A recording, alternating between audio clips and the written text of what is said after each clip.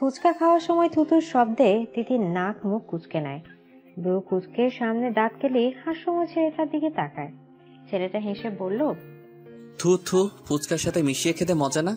তিতির চোখে পানি জমে যায়, রাগে শরীর কেঁপে ওঠে, চিৎকার করে ডাকে, বড় মা, বড় মা, ও বড় মা। বড় মা কি? হ্যাঁ, খেয়ে বল কেমন। আপনি খেয়ে দেখেন মজা কিনা। নো নো, আমি এসব খাই না। তুই চিকনি, তুই খা, অনেক ভিটামিন আছে, দেখবি কালকের মাঝে মোটা হয়ে যাবি। তিতির শব্দ করে কেঁদে ওঠে। সালমা বেগম ছুটে আসে। মেয়েটা মাত্রই তো প্লেট ভরে ফুচকা নিয়ে গেল, এখন আবার কি হলো? সোফার কাছে নিজের ছেলেকে দেখে উনি বুঝলেন কেন চিৎকার করছে। তিতির তখনও রাগে ফুসফুস করছে। বড় মাকে দেখে বলল, তোমার ছেলে আমার ফুচকায় থুতু দিয়েছে, কেমন খারাপ ভাবো একবার। সালমা হতভম্ব চোখে ওনার ছেলের দিকে তাকায়। এত বড় ছেলের এমন পাগলামি মানা যায় না। আর খাবারের সময় কেউ এমন করে নাকি? বিশ্রী অবস্থা। উনি রাগী গলায় বলল, আরফান, তিতিরের কথা সত্যি? আরফান তার মায়ের দিকে তাকিয়ে মুখের হাসি প্রসারিত করে। তিতির মুখে হাত চেপে বাথরুমের দিকে দৌড়ে যায়। সালমা বেগম সেদিকে তাকিয়ে বিরক্ত কণ্ঠে বলল, এত বড় ছেলে এই বাচ্চা মেয়ের সাথে এমন করতে লজ্জা লাগে না? তোমরা যেমন ওকে বাচ্চা মনে করো, ও কিন্তু তা না, আজ তো একটা পাকনা বড়ি। যাই হোক, তুই এমন কাজ করলি কেন? দুষ্টুমি করেছি মা। নিজের দিকে তাকিয়ে দেখ তো, দুষ্টুমির বয়স আছে? আমি বড় হইনি মা। হ্যাঁ, বড় হসনি, কিন্তু কিছুদিন পরে ডাক্তার হবি। সে তো তোমার জন্য হচ্ছি, তুমি এত অসুস্থ হও, তাই ভাবলাম ডাক্তার হয়ে আমিই যত্ন করব। ভালো সিদ্ধান্ত, কিন্তু তিতিরের সাথে আর এমন করবি না। কত বড় হয়ে গেছিস তুই, সারাটা ক্ষণ সময় পেলেই মেয়েটাকে জ্বালাতন করিস। আচ্ছা। সালমা বেগম আবার নিজের কাজেই ফিরে যায়। তানিয়া আক্তার রান্নাঘরে কাজ করছে। মেয়ের কান্নায় ওনার কাজ একটুও থামেনি, বরং মনোযোগ দিয়ে কাজ করে যাচ্ছে। চিল্লানো তিতিরের কাজ, হাড়ি চিল্লানোতে আশকারা দেয়া তার বড় যা সালমা বেগমের কাজ। উনি ব্যস্ত ভঙ্গিমায় ফিরে আসলে তানিয়া আক্তার বলল, কে নিয়ে ঝামেলা বাঁধলো ভাবি? ও কিছু করেনি, আফরানই দুষ্টুমি করেছিল। আর ছেলেটা না আঙ্কেল, জ্ঞান নেই। আরফান খুব ভালো ছেলে, আমার মেয়ে দুষ্টু। তিতির রান্নাঘরে আসতে নিয়েও মায়ের কথা শুনে আর রান্নাঘরে আসলো না। নুপুরের ঝনাত ঝনাত শব্দ ফেলে নিজের রুমে চলে গেল। আরফান সোফায় বসেছিল। তিতিরে হেলে দুলে যাওয়া দেখে বলল, এতটুকুন মেয়ের আবার কত ঢং।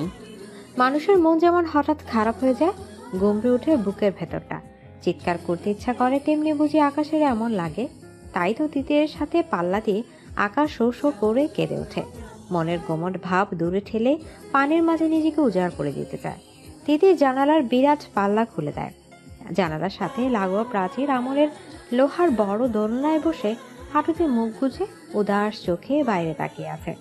আরফান সবসময় তার সাথে এমন করে। দুষ্টুমি একটু আত্ম হলে না হয় মানা যায়, কিন্তু উনি একটু বেশি বাড়াবাড়ি করেন। ঢাকা থেকে প্রতি সপ্তাহে বাড়ি আসবে আর তিতিরের সাথে সব আজব কাণ্ড কারখানা করবে। আরফানের জ্বালায় তিতির অতিষ্ঠ। তার মাঝে মাঝে মনে হয় শুধুমাত্র তাকে জ্বালানোর জন্যে আরফান ঢাকা থেকে ছুটে আসে। সে মনে মনে আল্লাহর কাছে ফরিয়াদ করে বলল, কেমন খারাপ ভাবো একবার। আফরান আর কখনো ঢাকা থেকে না আসো, ও ঢাকায় থাকো। আরফান আসলেই তিতিরের সব শান্তি হাওয়ায় মিঠাইয়ের মতো মিশে যায়। এই তো কিছুদিন আগে তার ক্রাশ মেহমুদ তাকে প্রেমের প্রস্তাব দিল, তাও কত মিষ্টি করে। কিন্তু কি হলো? কিছু হওয়ার আগে আরফানের চামচে মানে তিতিরের ছোট ভাই তুহিন সব তার হুজুরকে বলে দিয়েছে। আরফান তাকে আর এক পাও আগাতে দেয়নি, বকা বন্ধ করে সেখানে থেমে গিয়েছে। শুধু বকা দিয়ে উনি ক্ষান্ত হয়নি, সাথে বোনাস হিসেবে সাদা ফকফকে গালে একটা থাপ্পড় দিয়ে গালটা লাল বানিয়ে ফেলেছে। এত কিছুর পরে তিতির আর আগানোর সাহস পায়নি, সেখানে পা থামিয়ে দিয়েছে। যদি পা না থামাতো তাহলে এতদিনে নিশ্চয়ই তার প্রেম হয়ে যেত। একটাই প্রেমের প্রস্তাব পেয়েছিল, তাও এই অহংকারী লম্বুর জন্য হলো না। তিতির কষ্টে ভরা মুখে মেঘের আনাগোনা দেখে, ইস, এই মেঘের মতো যদি আরফানকে সরিয়ে ফেলা যেত কতই না ভালো হতো। শাহাবুদ্দিন খান এই গ্রামের সর্দার, তার পরদাদারা নাকি এককালে এই এলাকার নামি দামি লোক ছিল। বংশ পরম্পরায় আগের সেই জৌলুস না থাকলেও প্রাচীন বাড়িটা যেন কিছুটা আঁকড়ে ধরে রেখেছে। বাড়িটার মতো শাহাবুদ্দিন খান তার আব্বার বড় ছেলে হিসেবে বাড়ির মান বজায় রাখার প্রাণপণ চেষ্টা করেন। ওনার ছোট ভাই মহিবুল্লাহ খান আর একমাত্র বোন সুফিয়া খানম। ওনাদের বাড়ির নিয়ম অনুসারে সবাই এখন যৌথ পরিবারে আছে। তাছাড়া যৌথ পরিবারে থাকার আরেকটা কারণ হলো ওনার আম্মা জয়তুন খানমের ইচ্ছে। ওনার বয়স হলেও যেন গলার জোর কমেনি। 90 বছরের শক্ত সামর্থ্য শরীর নিয়ে বেশ হুঙ্কারের সহিত কথা বলতে পারে। তাদের আব্বা মারা যাওয়ার পরে জয়তুন বেগমকে সবাই বেশ মান্য করে চলে। শাহাবুদ্দিন খানের এক ছেলে 2 মেয়ে। ছেলের নাম আরফান খান, পড়ালেখায় বেশ তুখোড় ছাত্র, আর কিছুদিন পরে ডাক্তার হয়ে বেরোবে। মেয়েটা এবার কলেজে উঠেছে, খুবই শান্ত আর ভাইয়ের মতো পড়ায় বেশ মনোযোগ। ছোট মেয়েটা সবে 5 বছর। মহিবুল্লার 1 মেয়ে 2 ছেলে। বড় ছেলের নাম মাহমুদ খান, সে ঢাকায় ইঞ্জিনিয়ারিং নিয়ে পড়ছে। মেয়ের নাম তিথি মেহবিন, সে কলেজে পড়ে। সবচেয়ে ছোট ছেলের নাম তুহিন খান। বড় বোন সুফিয়া খানমের স্বামী প্রবাসী, উনিও এ বাড়িতে থাকে। 1 ছেলে আর 1 মেয়েকে নিয়ে বাবার প্রাসাদের মতো বাড়িতে দিনকাল বেশ আরামে চলে যাচ্ছে। ছেলের নাম আরশ আর মেয়ের নাম নিনিয়া। ছেলে সিঙ্গাপুর থাকে, মেয়ে স্কুলে পড়ে। তিতির দোলনায় শুয়ে আছে, তখন তার ফুফুর মেয়ে নিনিয়া এসে বলল, আপু চলো, কোথায়? ফুচকার আয়োজন করা হয়েছে, নিচে বসার ঘরে সবাই অপেক্ষা করছে। ফুচকার আয়োজন কে করলো? আরফান ভাই। আমি খাবো না। ভাইয়া তোমাকে নিয়ে যেতে বলেছে। যাব না। এত সুন্দর একটা ছেলে তোমাকে যেতে বলেছে, তুমি গায়ে মাখছো না? না। আরে চলো। তুই জানিনি, আমাকে জ্বালাস না। কেউ জিজ্ঞেস করলে বলবি আমার শরীর ভালো না। নিনিয়া চলে গেলে তিতির আগের মতো সোজা হয়ে শুয়ে চোখ বন্ধ করে রাখে। তার জন্য যে ফুচকার আয়োজন তা আর কেউ না বুঝলেও তিতির বেশ বুঝতে পারছে। তখন এমন করার কি দরকার ছিল? আর এখনই বা এমন গোষ্ঠী শুদ্ধ মানুষকে খাওয়ানোর কি আছে? আরফান আসলেই আজব মানুষ, ওনাকে তিতির একটু বুঝতে পারে না। বৃষ্টির মাঝে ঝালঝাল ফুচকা সবাই বেশ উপভোগ করে খেলো। হাবিবা বেগম তিতিরের রুমে ফুচকা রেখে গিয়েছে। তিতির জানালা দিয়ে বাইরে তাকিয়ে আছে। ফুচকা খেতে ইচ্ছা করছে, কিন্তু আরফানের ওপর রাগ হচ্ছে বিধায় খাচ্ছে না। উনি পরে যদি আবার খোঁচা দিয়ে কথা বলে। আরফান কালো গেঞ্জি পরে ঘাসের উপর দাঁড়িয়ে আছে, খালি পায়ে ঘাস লেগে পায়ে সুড়সুড়ি লাগছে। পুরুষ মানুষ হয়েও তার প্রচন্ড সুড়সুড়ি। অঝোর ধারার বৃষ্টি তাকে ভিজিয়ে দিচ্ছে। তার চোখে দৃষ্টি দোতলায় কোনার রুমের দিকে স্থির। মেয়েটার এত অভিমান, তার উপর এত অভিমান করা মানায়? সে কি একটু বোঝে না, নাকি আরফান বোঝাতে অক্ষম? যদি কখনোই কিছু না বোঝাতে পারে তো? আরফানের বুকে ব্যথাটা লুটোপুটি খায়। নিজের দিকে তাকিয়ে তিতির চমকে যায়। আরফান বৃষ্টিতে ভিজছে, তাও ক্ষণে ক্ষণে তার রুমের দিকে তাকাচ্ছে। সে উঠে বসে, ইশারায় আরফানকে বোঝায় কি সমস্যা। আরফান হাসে, সুন্দরতম হাসি দিয়ে অবুঝ বালিকাকে ঘায়াল করতে চায়। কিন্তু মেয়েটা কিচ্ছু বোঝে না। সে কি আসলে অবুঝ, নাকি অবুঝ হওয়ার নাটক করে? তিতির আরফানের নাম্বারে ফোন দেয় আর আরফানকে হাত দিয়ে মোবাইলের ইশারা করে। আরফান বুঝতে পেরে সিঁড়িতে রাখা মোবাইলের দিকে এগিয়ে যায়। হ্যালো। আপনি ভিজতেছেন কেন? ইচ্ছে হলো। জ্বর আসবে। ডাক্তারদের জ্বর আসে না। কোথায় লেখা আছে? লেখা থাকতে হবে না, আমি বললেই গিনেস রেকর্ড হয়ে যাবে। কচু। ফুচকা খাসনি কেন? ভালো লাগেনি। অবুঝ বালিকা না বললেও আরফান ঠিকই বালিকার মনের সুপ্ত অভিমান বুঝে যায়। তাহলে আমার জ্বর আসুক, জ্বরে পড়ে আমি মরে যাই, তাহলে তোর শান্তি। আমার ফুচকা খাওয়ার সাথে আপনার মরা বাঁচার কি সম্পর্ক? তুই একটা বলদ, এত সব বুঝবি না। তাহলে আমার মরা কনফার্ম। আমি তো এমন কিছু বলিনি। বলা লাগবে না। তিতি সত্যি আরফানের এমন পাগলামো ও রাগামাথায় কিছুই বুঝতে পারে না, কিন্তু এভাবে ভিজলে আসলে জ্বর আসবে। সে বলল, খাচ্ছি। আরফান কাপড়ে মোবাইল পেঁচিয়ে জানালার সামনে এসে দাঁড়ায়। তিতির ফুচকা খাচ্ছে। আরফান এক দৃষ্টিতে তিতিরের দিকে তাকিয়ে বলল, তুই কত মিষ্টি তা কি জানিন তিতির? মিষ্টি না ভাইয়া, ফুচকা অনেক ঝাল হয়েছে। আমি জানি না আমার কি হবে, আমি বোধহয় পাগল হয়ে যাব তিতির সোনা। বৃষ্টিতে তিতির কথাগুলো স্পষ্ট শুনল না, কিন্তু জানালা দিয়ে নিচে তাকে মিষ্টি করে একটি হাসি উপহার দিল। আরফান সেদিকে বিবশ চোখে তাকিয়ে থাকে। বুকের ভেতর অনুভূতিরা হুড়ুহুড়ি খায়। ইস, অনুভূতি এত ভয়ঙ্কর হতে পারে? বুকের যন্ত্রণা কি স্ট্রোকের সমস্যা, নাকি প্রেমের যন্ত্রণা? ইস, এই ব্যথার অবসান কোথায়? আরফানের বোন মারিয়া খুব ভালো ছাত্রী। মারিয়া আর তিতির একই ক্লাসে পড়ে, কিন্তু দুজনের চাল চলন পুরো উল্টো। মারিয়া আরফানের মতো মেধাবী, কিন্তু তিতির পুরো গাধা। তার মাথায় সে কিছুতেই লেখাপড়া ঢুকাতে পারে না। লেখাপড়া তার কাছে এত কঠিন লাগে, মনে হয় লেখাপড়া বাদ দিয়ে বিয়ে হয়ে যাওয়া অনেক ভালো। কিন্তু ভাগ্যক্রমে তার বিয়ের নামও তোলা হয় না। সে নাকি এখনো ছোট, কিন্তু তার ইচ্ছে করে বিয়ে করতে। সেটা কাকে বোঝাবে? সে একটুও ছোট নেই, বেশ বড়ও হতে গিয়েছে। তিতিরের হাতে ধরে রাখা তথ্য যোগাযোগ প্রযুক্তি বই। ইন্টারনেটের বইটা তার কাছে এত কঠিন লাগে, মনে হয় এটা বই না, স্বয়ং ডাকাতের আস্তানা। মাঝে মাঝে পড়তে গেলে তার কান্না চলে আসে। কেঁদে দুনিয়া ভাসিয়ে ফেলতে ইচ্ছা করে, কিন্তু সে কাঁদে না। তার আব্বা তাকে বলেছে খুব পড়াশোনা করতে, মারিয়ার মতো ভালো নাম্বার পাওয়াই চাই। ঘড়ির কাঁটা রাত 10টায় গিয়ে টিকটিক করছে। তিতিরের হাতে আইসিটি বই, একটা জায়গায় সে সমাধান করতে পারছে না, অথচ এই পড়াটা কালকেই ক্লাসে দিতে হবে। বই হাতে নিয়ে অলস ভঙ্গিমায় উঠে দাঁড়ায়, ধীর পায়ে মারিয়ার রুমের দিকে যায়। মারিয়া পড়ছে। তিতিরকে দেখে বলল, কি? তিতির মারিয়ার সামনে বই রেখে ধপাস করে বিছানায় শুয়ে পড়ে। ভীষণ ক্লান্ত গলায় বলল, পড়াটা বুঝিয়ে দে। মারিয়া তিতিরের দিকে তাকিয়ে আছে। তিতিরকে দেখে মনে হচ্ছে সে রাজ্যের ক্লান্ত, পড়ালেখা করে দুনিয়া উদ্ধার করে ফেলেছে। সে বইয়ের দিকে তাকিয়ে বলল, এটা আমিও পারি না। কি বলিস? তুই পারিস না? অবাক করা কথাবার্তা। মারিয়া পারে, কিন্তু তিতিরকে বোঝানোর ঝামেলা আপাতত মাথায় নিতে পারছে না। সে বলল, অবাক হওয়ার কথা হবে কেন? সব পারতে হবে এমন কোনো কথা আছে নাকি? তা ঠিক, কিন্তু কালকে এই পড়া না পারলে কপালে শনি আছে। আমি ক্লাসে গিয়ে শিখে নেব। তোর মাথা ভালো বোন, তুই পারবি। আমি আগে থেকে বুঝে মনে রাখতে পারি না, আর ক্লাসে দেখলে পারবো? অসম্ভব। বুঝলাম। এই বই বের করেছে কোন শালায়? কি আবল তাবল লেখা, অসহ্য। পড়া তো সহজই, তুই পারিস না তাই বল। আমি পারি, কিন্তু বইটাই আমাকে বোঝাতে পারে না। কি করি এখন? উপায় একটা আছে। কি উপায়? ভাইয়ের কাছে যা, এক তুড়িতে মাথায় প্যারাকের মতো বসিয়ে দেবে। অসম্ভব, তোর ভাই আস্ত খবিস, দেখলেই মারে। তোর ভাই এই মাসুম জানের ভয় আছে। আচ্ছা, তাহলে কালকে স্যারের মার খাবি। ভাইয়া মারলে কেউ দেখবে না, কিন্তু স্যার পুরো ক্লাসের সামনে ইজ্জত দফা রফা করে দেবে। সেটাই ভালো হবে। তিতির ভেবে দেখে কথা দিক। সে আলগোছে উঠে দাঁড়ায়, বই হাতে নিয়ে আস্তে আস্তে তাহসানের রুমের সামনে যায়। তার ভাইয়া মাহু যদি বাড়ি থাকতো তাহলে এই লম্বুর কাছে আসাই লাগতো না। তাই ভাই ম্যাজিশিয়ানের মতো তার সব সমস্যার সমাধান করে দিতে পারে, কিন্তু সমস্যা হচ্ছে আরফানের মতো মাহমুদ এত তাড়াতাড়ি বাড়ি আসে না। তিতি দরজা ঠেলে ভেতরে ঢুকে। আরফান রুমে নেই। বাথরুম থেকে পানি পড়ার শব্দ আসছে। তিতির বুঝে পায় না রাতে কেন গোসল করতে হবে। দিনে তো করে, আবার রাতেও। এই ডাক্তারের মাথায় নির্ঘাত সমস্যা আছে। দেখা যাবে রুগীকে ওষুধ না দিয়ে প্রতিদিন 5 বার গোসলের তালিকা দিয়ে দিল। এই ডাক্তার দ্বারা কোনো কিছুই অস্বাভাবিক না। তিতির ডাকলো, ভাইয়া ভাইয়া, বের হতে কি টাইম লাগবে?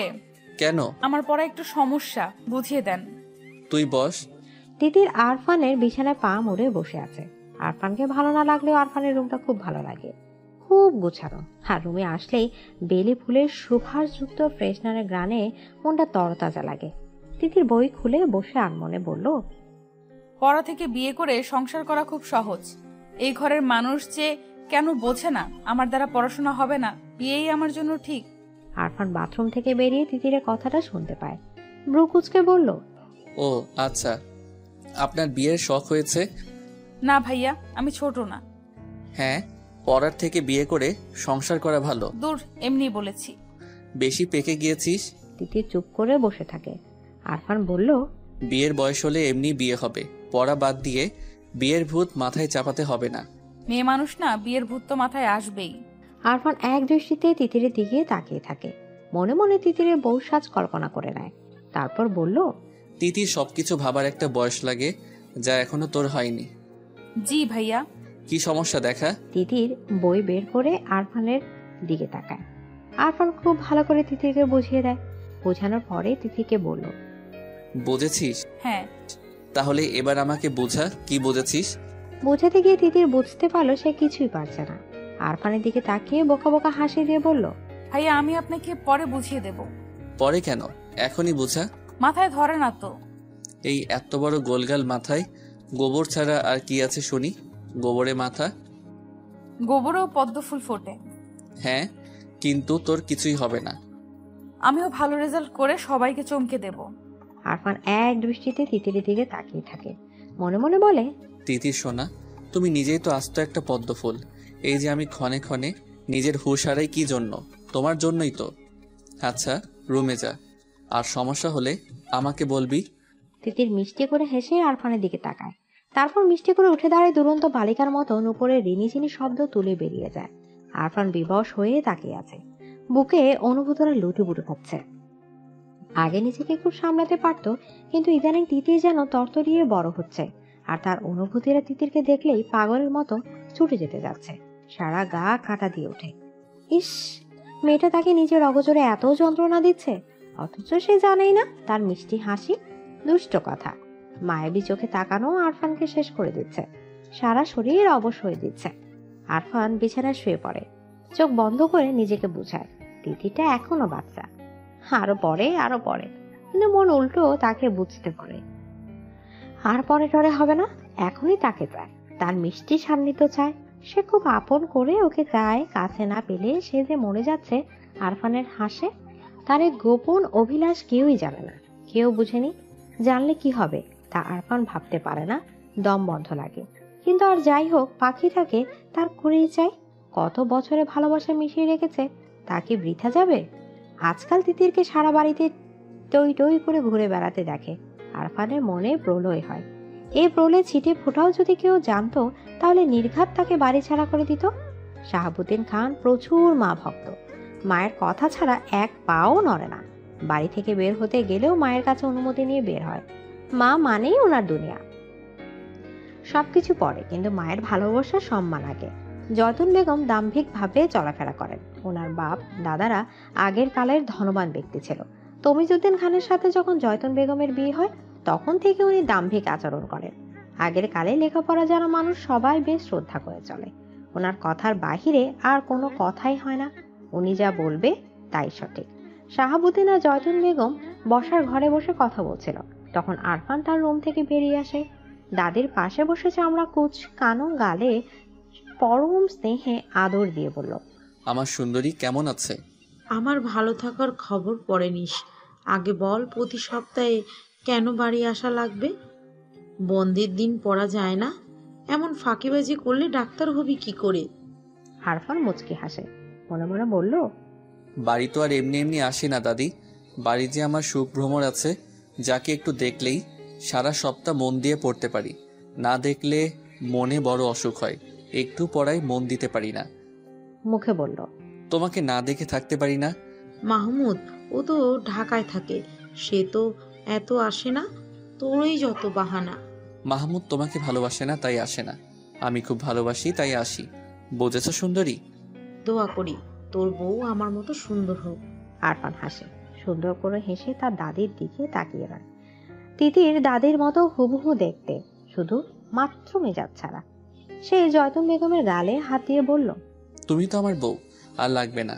যদি খুব লাগে তো তোমার মতো দেখতে কাউকে এনে দিও। জয়তুন বেগম তার কথা মতো ঘাটালেন না, উনিও হেসে বলল, আচ্ছা। এদিকে আরফানের আব্বা শাহাবুদ্দিন খান বৈঠক ঘরে বসে আছেন। সারা জীবন উনি গ্রামের সবার সাহায্য করে গিয়েছেন, কখনো কারো খারাপ করেননি। মানুষজন ওনাকে দেখলে ভক্তি ভরে তাকায়, সম্মানের সহিত কথা বলে। এটাই ওনাকে অনেক শান্তি দেয়। ওনার মনে হয় মানুষের সাহায্য করার মাঝে যে সুখ নিহিত আছে তা অন্য কোনো কাজে নেই। তাই তো ব্যবসা বাণিজ্য সামলানোর পাশাপাশি সমানভাবে গ্রামের সবার ভালো মন্দ দেখেন। সাহায্য করা ওনাদের রক্তে মিশে আছে। আরফান ব্যাগ নিয়ে বেরিয়ে আসে। প্রত্যেক সপ্তাহে বাড়ি গিয়ে তার পড়ার আসলে সমস্যা হয়। রাজ্যকে পড়া শেষ করার লাগে, কিন্তু সেই বা কি করবে? মনকে তো বোঝাতে পারে না। মনটা আজকাল এত বেপরা হয়ে গেছে যে আটকানো মুশকিল হয়ে যাচ্ছে। আরফান বাড়ি থেকে বেরোচ্ছে, কিন্তু কোথাও তিতিরে দেখা নেই। মেয়েটাকে না দেখে চলে যাবে? আরফান বুক পিঞ্জিরায় কেমন তোর ব্যথা ব্যথা অনুভূতি হয়। সবার থেকে বিদায় নেওয়ার পরও সে বারবার পেছনে ফিরে তাকাচ্ছে। সেই তাকানোতে ছিল মরিয়া হয়ে কাউকে খুঁজে নেয়া। শাহাবুদ্দিন খান বৈঠক ঘর থেকে ছেলেকে লক্ষ্য করেন। বারবার পেছনে ফিরে তাকানোটা ওনার চোখে লাগে। ছেলে এমন করে বারবার তাকাচ্ছে কেন? উনি গলা জোর লাগিয়ে আরফানকে ডাকলেন। বাবার ডাক শুনে আরফান সেদিকে এগিয়ে যায়। শাহাবুদ্দিন খান ছেলের দিকে তাকিয়ে থাকে। ছেলেটা যেন হঠাৎ করে বড় হয়ে গেল। এই তো বছর কয়েক আগেও কাঁধ নিয়ে হেঁটেছেন, অথচ এখন বসে দু কথা বলা হয় না। ছেলে মেয়ে বড় হবার সাথে সাথে কি বাবা মায়ের সাথে দূরত্ব বেড়ে যায়? শাহাবুদ্দিন অবশ্য ছেলের সাথে মিশার সর্বাত্মক চেষ্টা করেন।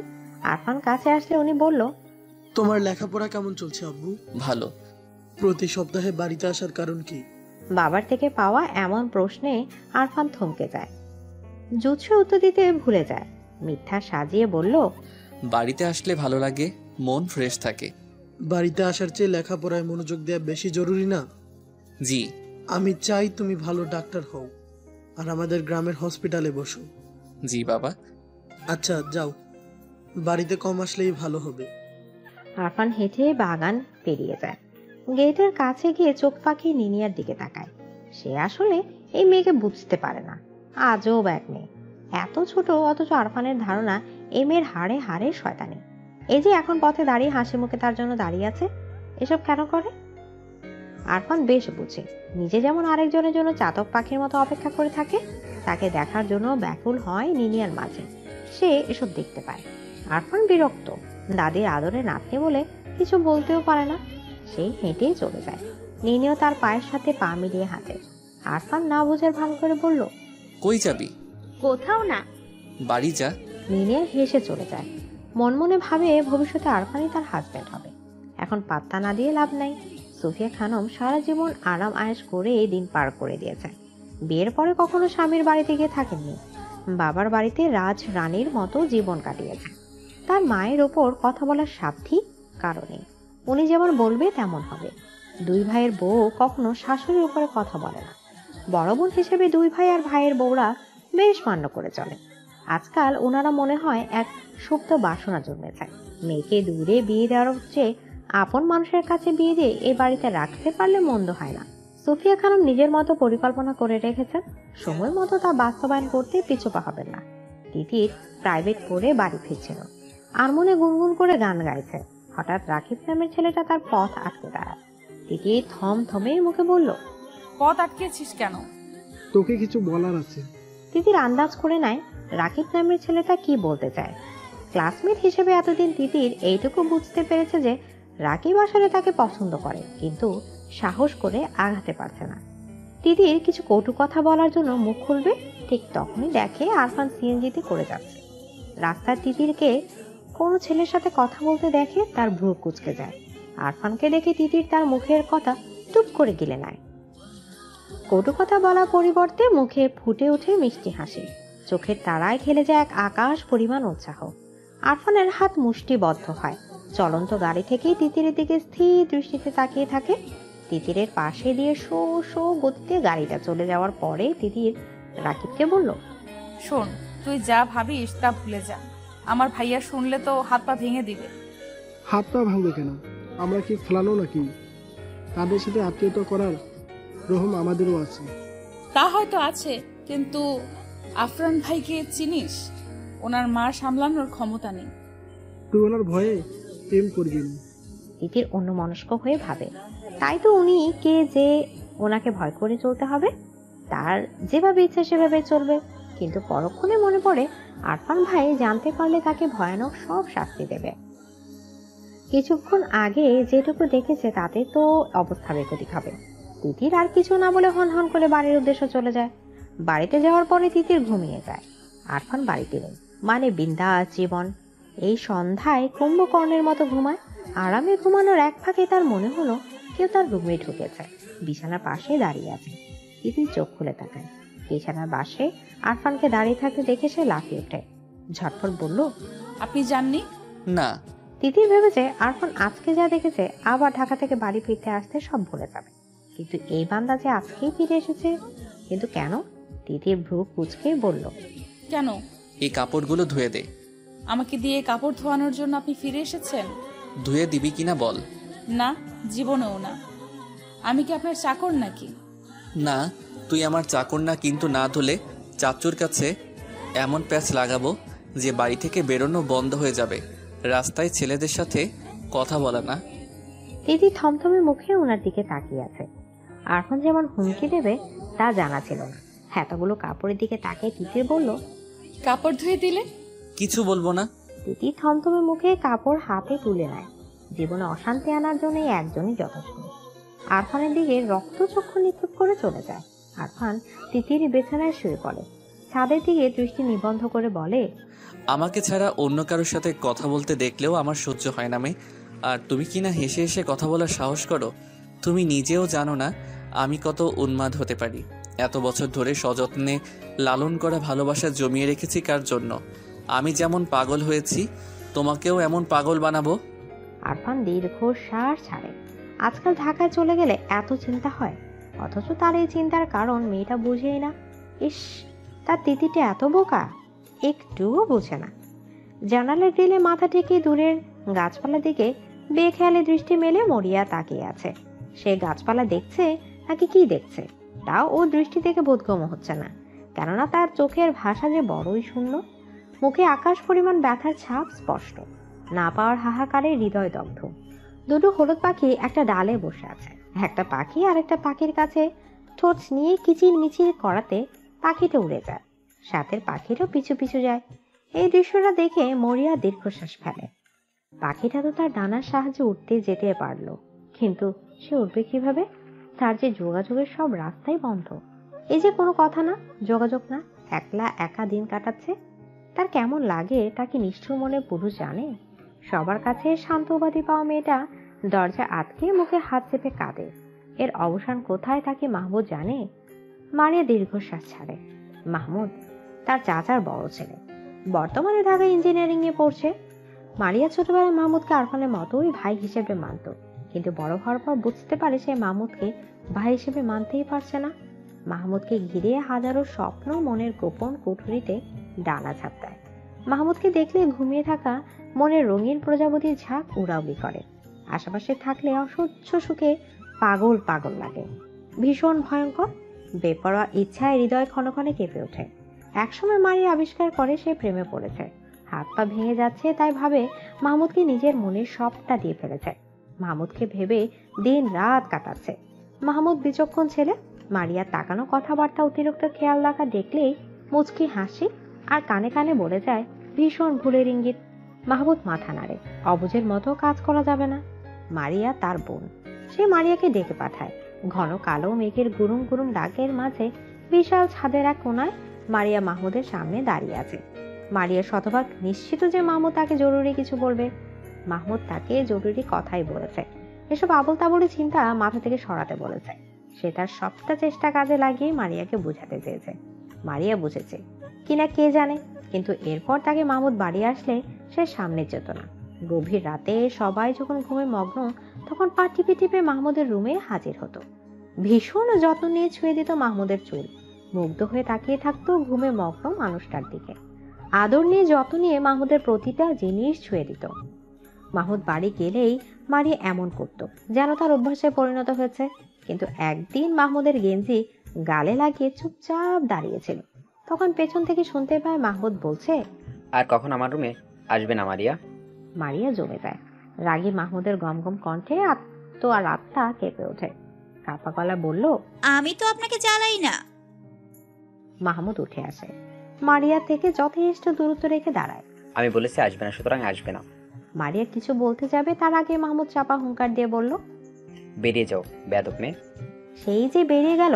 আজ অবধি মারিয়া আর ওই রুমে যেতেই পারেনি। যাবে কিভাবে? মাহমুদ তো বাড়িই আসে না, আর রুম সবসময় তালাবদ্ধ থাকে। মাহমুদ যে মারিয়ার কারণেই বাড়ি আসে না তা সে জানে। অতীতের স্মৃতি বিচরণ করে মারিয়ার চোখ বেয়ে পানির ধারা দূরত্ব গতিতে ছুটে যায়। আজকে সে নিজেকে একটু আটকাতে পারছে না।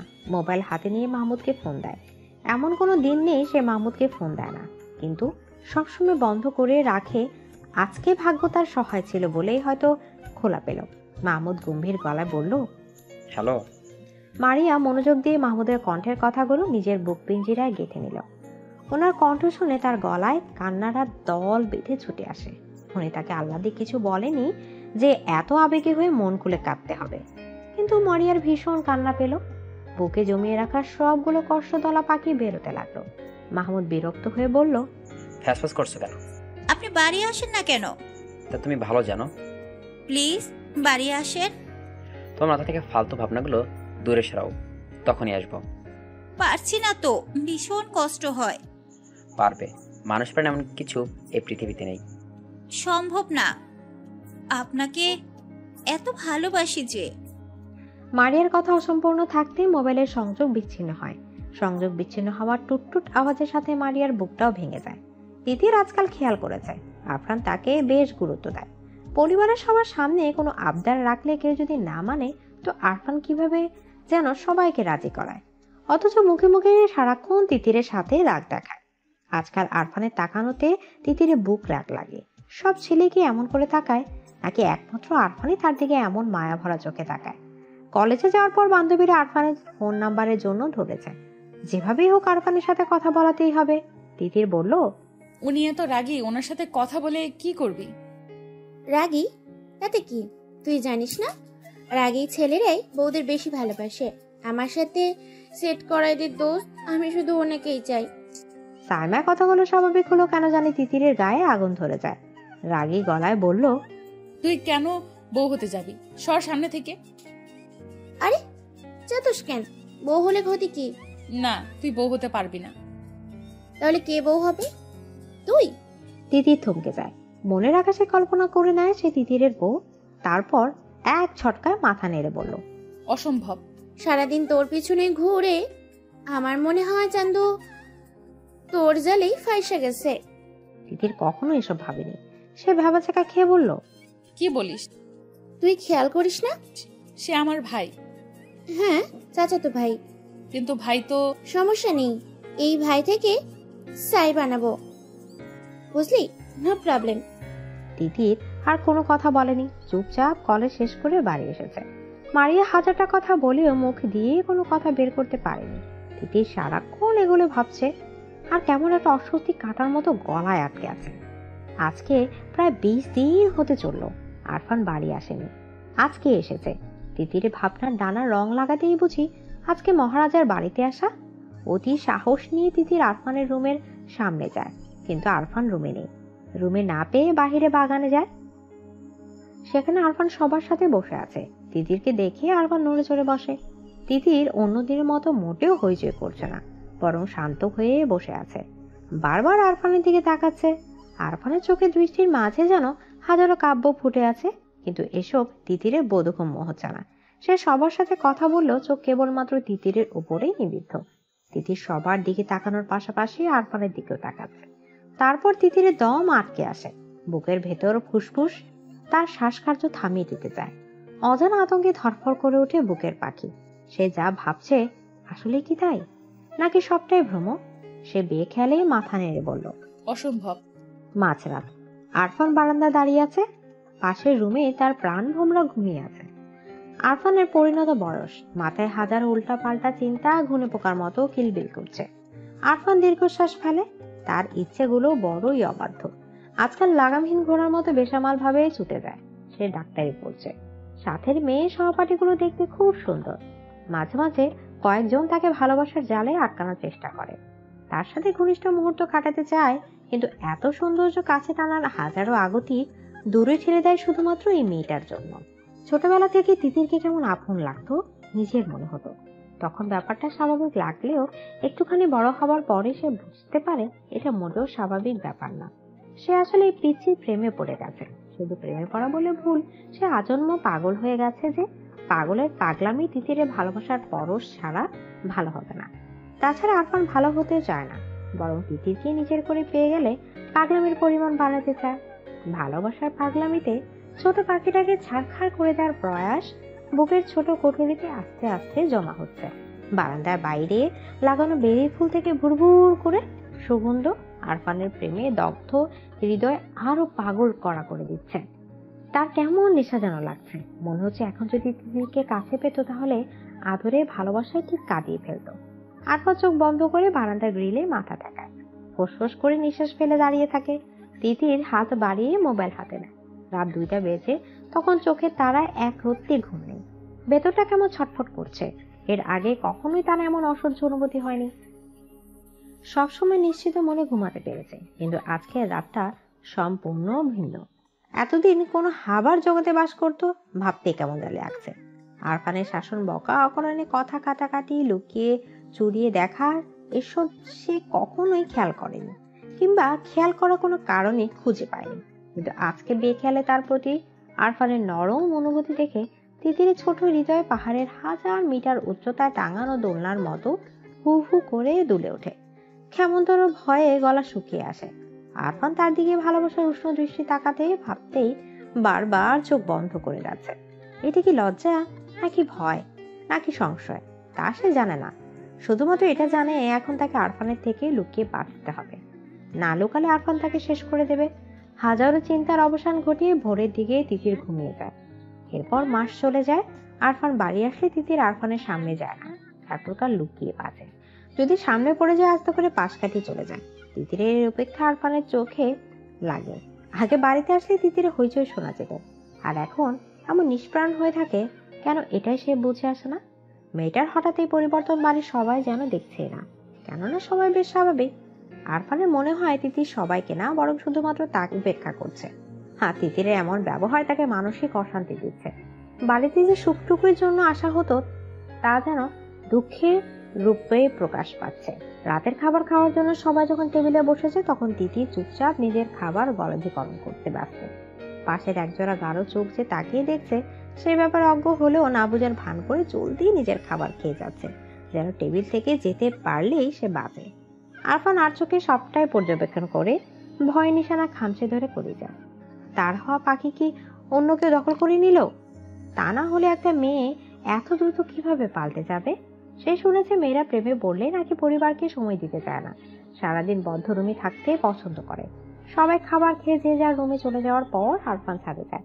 মোবাইল বের করে তিতিরকে ফোন দেয়। আজকে এর সমাধান বের করবেই। তাকে এত উপেক্ষা কেন? মেয়েটা কি তাকে বাঁচতে দেবে না?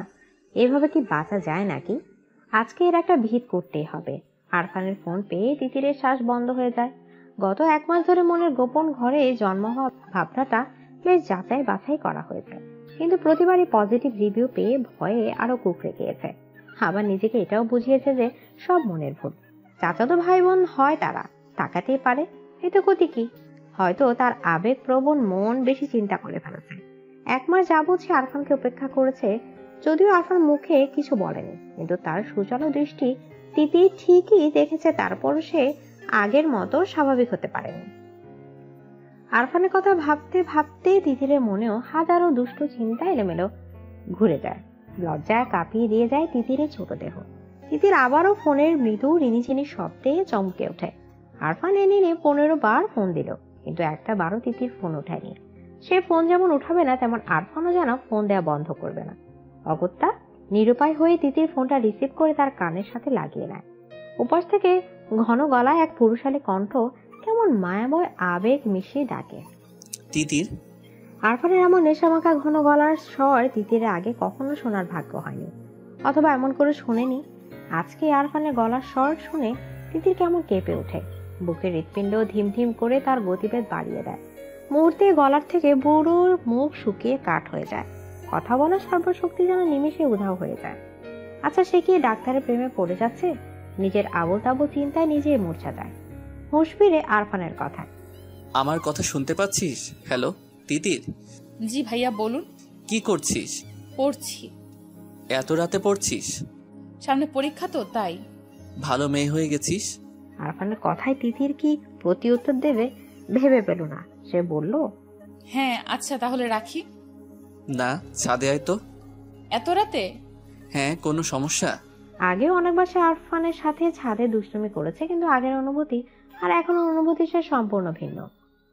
সে বলল, সকালে দেখা করব। তাহলে আমি তো রুমে আসি। না না। তাড়াতাড়ি আয় তিতির। কেন ভাইয়া? আমি খুব অসুস্থ, তাই। তাহলে কি বড় মাকে জাগাবো? তোকে এত পাকরামি করতে বলেছে কে? তুই আয় কুইক। তিতির কিছু বলার আগে ফোনের সংযোগ বিচ্ছিন্ন হয়। তিতি ধীর পায়ে ছাদের দিকে যায়। সিটিকোটে জ্বালানো ছোট লাইটের আলো ছাদের নিকষ কালো অন্ধকার দূর করে দিয়েছে। সে আলোয় তিতির ছাদের এক কোণে আরফানকে আবিষ্কার করে। আলতো পায়ে এগিয়ে যায় সেদিকে। তিতিরের উপস্থিত টের পেয়ে আরফান তিতিরের দিকে ফিরে তাকায়। নিশ্চুপ হয়ে কিছুক্ষণ সামনে দাঁড়ানো রমণীকে পর্যবেক্ষণ করে। আরফানকে কিছু না বলে এমন করে তাকিয়ে থাকে দেখে তিতির হাফ সাফ করে ওঠে। তিতিরের অস্বস্তি বুঝতে পেরে আরফান অন্যদিকে তাকায়, তারপর বলল, কেমন আছিস? এক বাড়িতে থেকে এমন প্রশ্নে তিতির চমকায়। মাথা নাড়িয়ে আলতো স্বরে বলল, ভালো। আরফানের মনে হলো এবার অনুভূতি প্রকাশের সময় এসেছে। আর কত? এই পাথরের মতো গভীর ভালোবাসা একা একাই বই বাড়াবে? সে সোজা সাপটা প্রশ্ন করলো। এমন ব্যবহার করার মানে কি? তিতির যা ভয় পাচ্ছিল ঠিক তাই। আরফান আর ভাবনা অনুযায়ী এগোচ্ছে। সে না বোঝার ভান করে বলল, কি ব্যবহার? আরফান অন্ধকার থেকে চোখ সরিয়ে তিতির দিকে তাকায়। তাকে তাকাতে দেখে তিতির অন্যদিকে তাকিয়ে নেয়। তুই বুঝিস না? কি বুঝবো? আমাকে এমন এড়িয়ে যাচ্ছিস কেন? কই এড়িয়ে যাচ্ছি? যাচ্ছিস না? না। আমার দিকে তাকিয়ে বল। তিতির আরফানের দিকে তাকায়। মায়ামার গভীর চোখের দৃষ্টি তাকে ঘুরে নিয়ে যাচ্ছে। সে বলল, কি বলবো? আমাকে উপেক্ষা কেন? এমনি। ঢাকা থেকে এত জার্নি করে এই উপেক্ষার জন্য আসি? কেন আসেন? কেন আসি তুই বুঝিস না? কি বুঝবো? আমার সুখটা এভাবে কেড়ে নিচ্ছিস কেন? আমি কিভাবে সুখ কেড়ে নিলাম?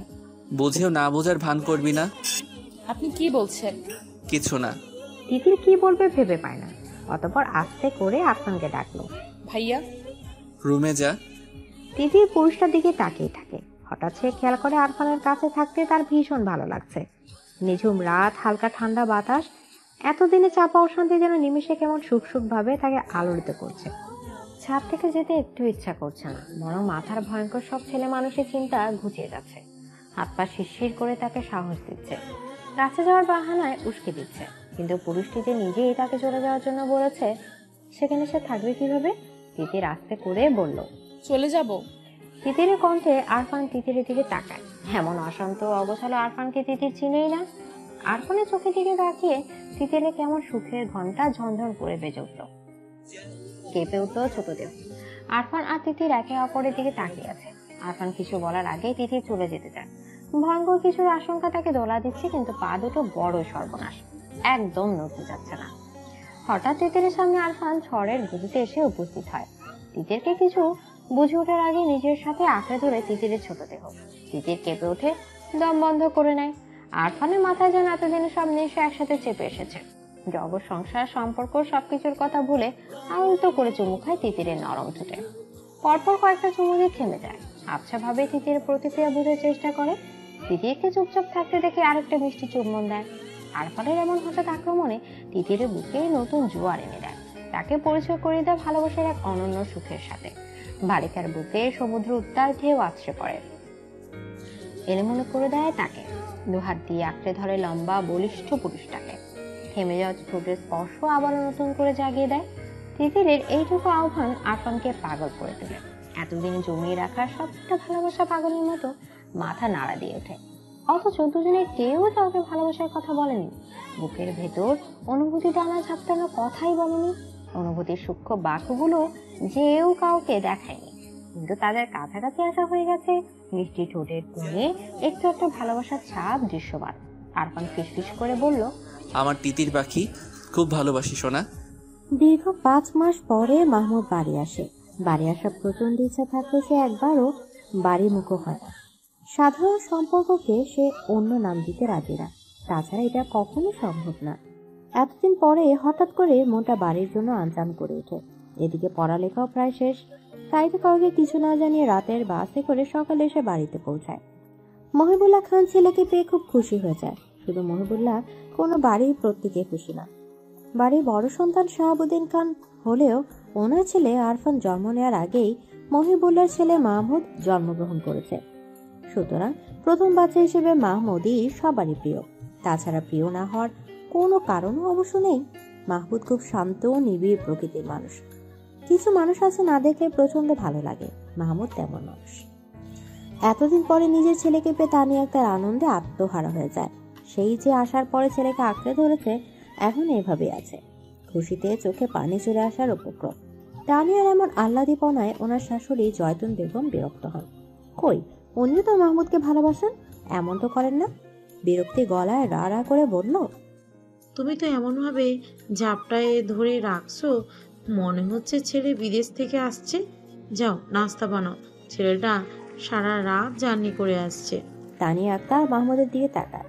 উনি মাহমুদকে জন্ম দিয়েছেন, অথচ ছেলেটা লম্বায় ওনাকেও ছাড়িয়ে গেছে। মায়াভরা হাতে মাহমুদের গালে হাত দিয়ে বলল, আপনি এসব বুঝবেন না আম্মা। ছোট ছেলে বউয়ের কথাটা জয়তুন বেগমের ঠিক পছন্দ হলো না। উনি ব্রু কুঁচকে বলল, না না, আমি বুঝবো কেন? আমি কি আর সন্তান জন্ম দিয়েছি? সন্তান তো শুধুমাত্র তোমরাই জন্ম দিয়েছ, যত সব ঢং। শাশুড়ির মাথায় তানিয়া কিছুই মনে করে না, সে তার শাশুড়ির কটু কথায় অভ্যস্ত। মাহমুদ দাদির দিকে তাকিয়ে বলল, দাদি তুমি ওকে মিস করনি? মাহমুদ কথা শুনে জৈতুন বেগমের মুখে হাসি ফুটে ওঠে। নরম স্বরে বলল, অনেক মিস করেছি ভাই। আমি তোমাকে খুব মিস করেছি। তানিয়া একটা ছেলেকে কি দিয়ে নাস্তা করাবে সেই নিয়ে ব্যস্ত হয়ে পড়ে। মাহমুদ ফ্রেশ হতে রুমে চলে যায়। অনেক দিনের ময়লা রুমে এসেও তার এক অজানা শান্তি লাগে। মনের কুড়িতে প্রশান্তিময় বাতাস ছুঁয়ে যায়। নিজ হাতে ছেড়ে ঝুড়ে রুমটা ঠিক করে গোসল করে রুম থেকে বের হয়। সোফায় বসে টেবিলের দিকে নজর দেয়। মারিয়া চুপচাপ নিজের খাবার খাচ্ছে। সে এক দৃষ্টিতে মারিয়ার দিকে তাকিয়ে আছে। মারিয়া, এই নামটা সাধারণ হলেও এই নামের মানুষটার আচরণ অসাধারণ। মানুষটা ছোট হলে নিজেকে নারী হিসেবে প্রকাশ করতে খুব ব্যস্ত। তখনই মারিয়ার চোখের দৃষ্টি সোফার দিকে পড়তে সে স্তব্ধ হয়ে যায়। চোখের গোলক বড় হয়ে তাকিয়ে থাকে। মাহমুদের চোখের গরম দৃষ্টি দেখে মারিয়া মাথা নিচু করে দেয়। তারপর চোরের মতো আবার তাকায়। মারিয়া তাকানোর ভঙ্গি দেখে মাহমুদ মুচকি হাসে। ভবিষ্যতে কি হবে ভেবে হাসির রেখা মুছে যায়। মারিয়া আর খেতে পারে না। খুশিতে নাচতে ইচ্ছা করলে কি আর খাবার পেটে যায়? সে উঠে বিড়ালের মতো পা ফেলে রূপের দিকে ছুটে আর মনে মনে আল্লাহর কাছে ফরিয়াদ করে, আল্লাহ, এটা যেন সত্যি হয়। মাহবুব যেন সত্যি বাসায় আসে, এমন স্বপ্ন সে দেখতে চায় না। মারিয়া রুমে এসে আয়নায় নিজেকে দেখে। চেহারাটা দেখতে খুব মলিন আর রুক্ষ লাগছে। এতদিন ছন্ন ছাড়া চলাফেরার কারণে চেহারার অবস্থা খুবই করুণ। তার নিজের ওপর খুব রাগ হলো। আর একটু সুন্দর করে থাকলেও তো এই ফকিনের মতো চেহারা নিয়ে মাহমুদের সামনে পড়তে হতো না। সে আলমারি খুলে নতুন জামা বের করে বাথরুমে যায়। আজকে খুব পরিপাটি হয়ে থাকা চাই। সারা রাত কেঁদে তিতিরের ফর্সা গাল লাল টকটকে হয়ে আছে। চোখের অবস্থা আরো করুন, অস্বাভাবিকভাবে ফুলে উঠেছে। কিন্তু সকাল হয়ে গিয়েছে যে এবার তো রূপ থেকে বেরোতে হবে। ইতিমধ্যে তানিয়া আক্তার কয়েকবার ডেকে গিয়েছে। তিতির বাথরুমে গিয়ে মুখে বেশি করে পানির ছাপটা দেয়। আয়না নিজের দিকে তাকিয়ে চোখের পর্দায় ভেসে ওঠে রাতের মুহূর্তটুকু। ইচ্ছাই হোক আর অনিচ্ছাই হোক, হঠাৎ করে যাওয়া কাজটায় দুজনেই বিব্রত হয়। আরফান তিতিরের দিকে তাকিয়ে কিছু বলবে, তার আগে তিতির এক অভাবনীয় কাজ করে ফেলে। রাগে দুঃখে ঠাস করে আরফানকে এক থাপ্পড় দিয়ে সরিয়ে দেয়। ভালোবাসার কথা না বলে এমন করে ছুঁয়ে দেওয়ার সাহস হলো কি করে? অথচ ভুলে গেল আরফানের স্পর্শে সে নিজেও সাড়া দিয়েছিল, তাই তো আরফান গভীরভাবে ছুঁয়েছে। তিতিরের এমন কাজে আরফান হতবম্ব হয়ে গেছে। হাত দিয়ে গা ছুঁয়ে ফ্যালফ্যাল করে তিতিরের দিকে তাকিয়ে আছে। তিতির হিস করে বলল, আপনি খুব খারাপ। তুই খারাপ না? তিতিরে বিবেক প্রশ্নের উত্তর জানে কিন্তু মানতে নারাজ। সে কাঁদে ফুপিয়ে ওঠে, কান্নার তোড়ে কেঁপে ওঠে। মাথা নেড়ে বলল, অসভ্য লোক। আরফান হতবাক, কি বলবে মাথায় আসে না। সে অসহায় গলায় বলল, তুইও তো ঝাপটে ধরলি তিতির। আপনি সুযোগ নিয়েছেন, আমাকে একা ছাদে ডেকে খুব খারাপ কাজ করে ফেলেছেন। আর কখনো আমার সাথে কথা বলার চেষ্টা করবেন না। যদি কোনো রকম চেষ্টা করেন তো আমি বড় আব্বুকে বলে দিব। কান্নারত অবস্থায় তিতির নিচে চলে যায়। ছাদের পরিবেশ ততক্ষণে থমথমে রূপ ধারণ করেছে। ঠান্ডা ঝিরিঝিরি বাতাস স্তব্ধ আরফানকে বিবেকের চরম দংশনে রেখে তিতির পালিয়ে যায়, রেখে যায় আরফানকে। ফজরের আজানের পর আরফান ব্যাগ হাতে রুম থেকে বেরোয়। মায়ের কাছে বিদায় নিয়ে ঢাকার উদ্দেশ্যে নিয়ে বেরিয়ে পড়ে। এত সকালে কেন যাচ্ছে এই নিয়ে হাজারা প্রশ্ন করে সালমা বেগম। আরফান জানায় তার জরুরি কাজ পড়ে গিয়েছে, তা গেলে হবে না, তাই এত সকালে যাওয়া। সালমা বেগম আর এত খাটালেন না। আরফান অরুণচটির স্বভাবে, তাই তার কাছে কোনো সন্দেহ ইলিশ মাত্র রইল না। সারা রাস্তা আরফানের মুখ থমথম হয়েছিল। কখন যেন চোখ জ্বালা করতে করতে লাল টকটকে হয়ে গিয়েছে। সে কি আসলে সুযোগ নিয়েছে? আর তিতির যে তাকে আঁকড়ে ধরে আরো কাছে টানলো সেটা। তিতির রুম থেকে বেরে সোফায় পুরুষ ভাবায়ক কাউকে বসে থাকতে দেখে ভাবলো এটা আরফান। মাথা নিচু করে পাশ কাটিয়ে চলে যেতে চাইলে তখন সামনে বসা পুরুষ তাকে ডাকে। চিরপরিচিত ভাইয়ের কণ্ঠ শুনে তিতি চমকে যায়। মাথা তুলে ভাইয়ের দিকে তাকে খুশিতে হাসে। মাহমুদ হাত ধরে আদর বোনকে পাশে বসে। বোনের চেহারার দিকে ব্রু কুচকে তাকিয়ে বলল, কি খবর তিতি পাখির? ভালো। তুমি এতদিন আসনি কেন ভাইয়া? তিতিরের লাল চোখ জোড়া মাহমুদের নজর এড়ায় না। সে সন্ধানী চোখে তাকিয়ে বলল, এখন আসলাম। তিতির হাসে। মাহমুদ বলে, কেঁদেছিস কেন? কাঁদিনি। প্রেমে পড়েছিস? তিতি চমকে যায়, কথা বলার ভাষা হারিয়ে ফেলে। তানি একটা নাস্তা প্লেট দিয়ে দুই ভাই বোনের দিকে এগিয়ে আসে। উনি আসাতেই তিতির ছাড়া পায়। আসন্ন বিপদ থেকে যেন স্বয়ং আল্লাহ তাকে বাঁচিয়ে দিল। উনি এসে মাহমুদকে খাওয়াতে ব্যস্ত হয়ে পড়ে। তিতির আস্তে করে কেটে পড়ে। বড়োর কাছে জানতে পারে যে আরফান ভোরে ঢাকা চলে গেছে। মাহমুদ এসেছে, অথচ আরফান চলে গেল। দুই ভাই দেখাই হলো না, তাই ওনার খারাপ লাগছে। আরফান চলে গিয়েছে এই কথাটা জানার পর থেকে তিতিরের মন খারাপের ওজন যেন আরো বেড়ে যায়। দোষ তো আরফানের একার ছিল না, দোষ তিতিরেরও ছিল। কিন্তু সে কিনা সবটা দোষ আরফানকে দিয়ে এত পরিমাণ দোষী বানিয়ে দিল যে ছেলেটা বাড়ি থেকে চলে গেল। তিতিরের দম বন্ধ হয়ে আসে, কান্নার গলায় ডলা পাকিয়ে ওঠে। কান্না লুকাতে সবার অগজরে সে রুমে চলে যায়। তারপর বাঁধ ভাঙিয়ে কান্নারা চুরি চলে অবিরাম গতিতে। রাত 12টা। গ্রামের পরিবেশ এইটুকু রাতে চারদিক নিঝুম স্তব্ধ হয়ে গেছে। মাহমুদ বিছানায় আদশোয়া হয়ে মোবাইল দেখছে। তার চোখের দৃষ্টি বারবার দরজার দিকে চলে যাচ্ছে। সে জানে মেয়েটা আসবে। কেন এমন ধারণা হচ্ছে সেটা জানা নেই, কিন্তু সেই ধারণার উপর ভিত্তি করে সে দরজা লাগায়নি, হালকা করে ভিজিয়ে রেখেছে। চোখের দৃষ্টি মোবাইলের উপর নিষিদ্ধ হলেও মনের চোখ বারবার দরজার দিকে তাকাচ্ছে। তখনই দরজা খুলে গেল। হলুদ রঙা থ্রি পিস পরে মারিয়া রুমে প্রবেশ করে। মাহমুদের দিকে এক পলক তাকিয়ে দরজা আটকে যায়। মারিয়া সাহস দেখে মাহমুদ অবাক হয়। এতদিকে দরজা লাগানোর সাহসও সঞ্চয় করে ফেলেছে। বাহ, উন্নতি হয়েছে তো। দরজা লাগিয়ে মারিয়া এক পাও এগিয়ে আসে না। দরজার সামনে থেকে মাহমুদের দিকে তাকিয়ে আছে। মাহমুদ হাতের মোবাইল বিছানায় রেখে মারিয়াকে বিব্রত করতে কিনা এক দৃষ্টিতে মারিয়া দিকে তাকিয়ে থাকে, কিন্তু মারিয়া বিব্রত হয় না, বরং 2 কদম এগিয়ে আসে। মাহমুদ বলল, কি সমস্যা? সেটা তো আপনি বলবেন। কি বলবো? আপনার কি সমস্যা? আমার তো কোনো সমস্যা নেই। যদি সমস্যা নাই থাকে তাহলে সবাইকে ভালো মন্দ জিজ্ঞেস করলেন, অথচ সারাদিনে একবারও আমাকে জিজ্ঞেস করলেন না আমি কেমন আছি। তোকে দেখে মনে হয় তুই খুবই ভালো আছিস, এটা আর জিজ্ঞেস করবো কি? আমাকে দেখে আপনার ভালো আছে মনে হলো? হ্যাঁ। অথচ আমি একটুও ভালো নেই। কেন? মারিয়া চুপচাপ দাঁড়িয়ে থাকে। মাহমুদ বিছানা থেকে নেমে আসে।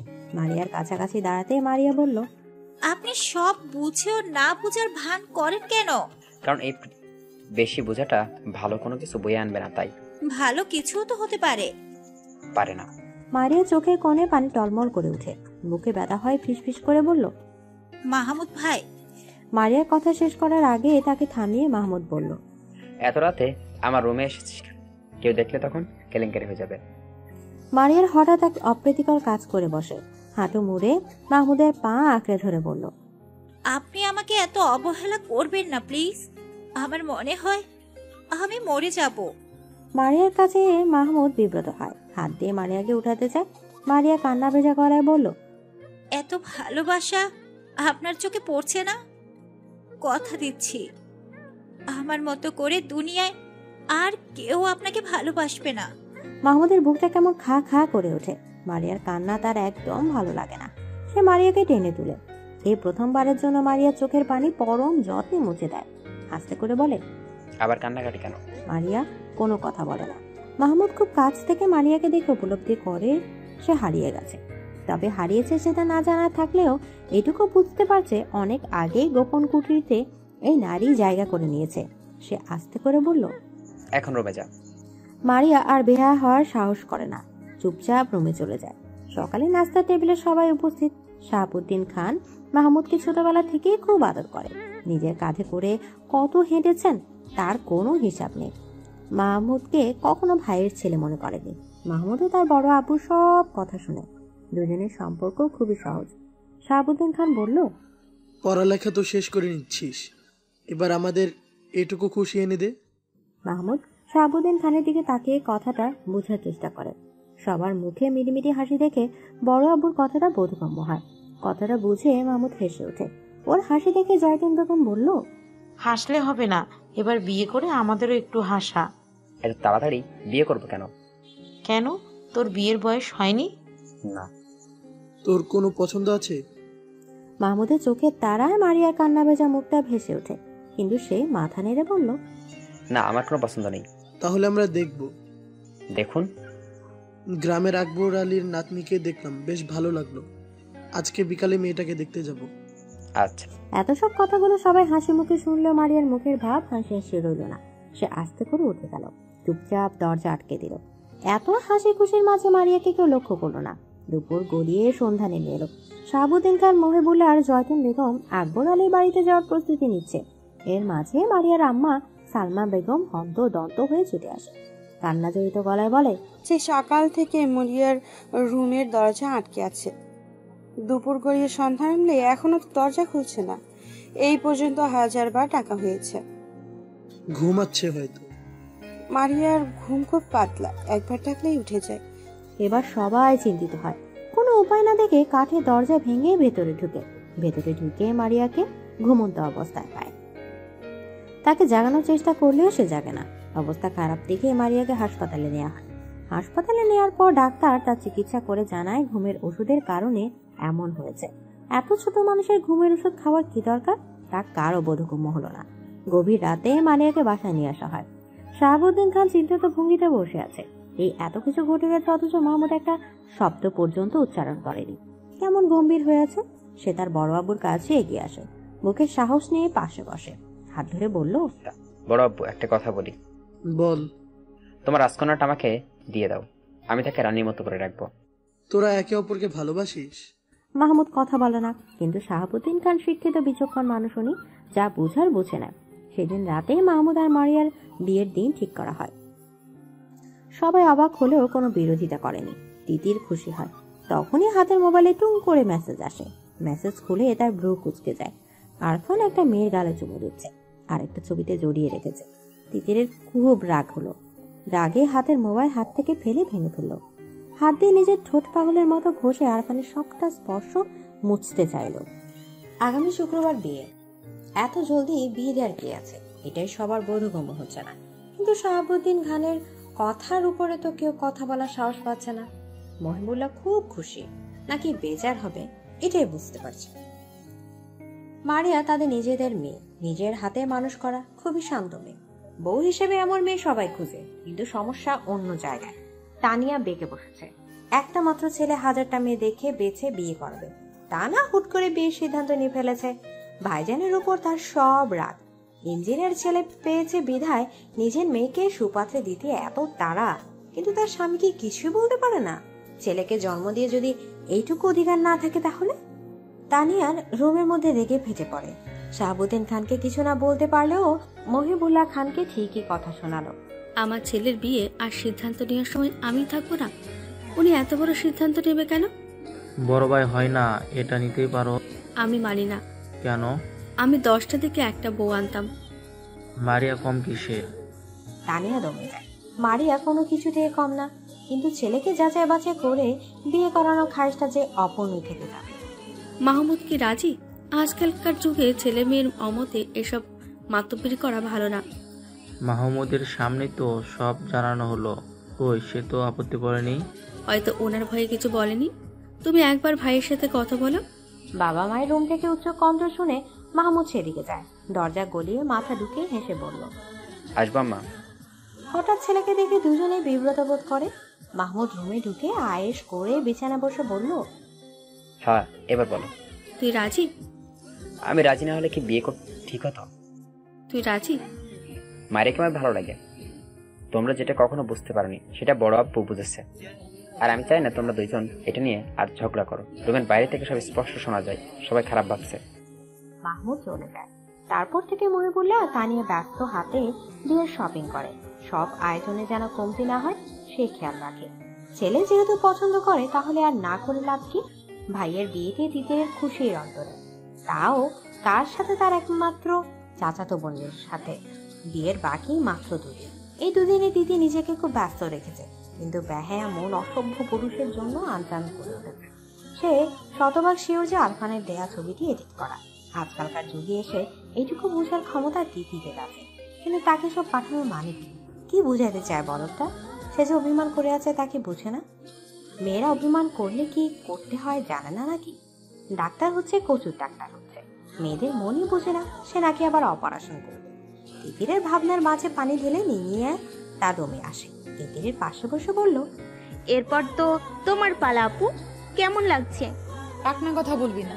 পাকনা কথা কই বললাম, তাছাড়া তোমার আর কি লাগবে?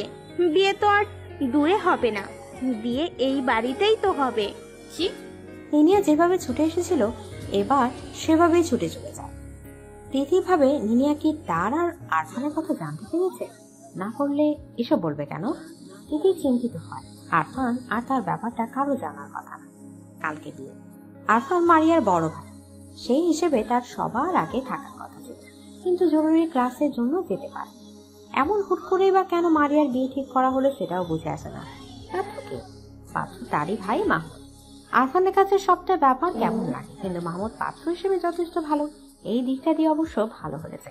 আর খারাপ দিকটা হচ্ছে তিতিরের সাথে কথা হচ্ছে না, তার স্বস্তি লাগছে না।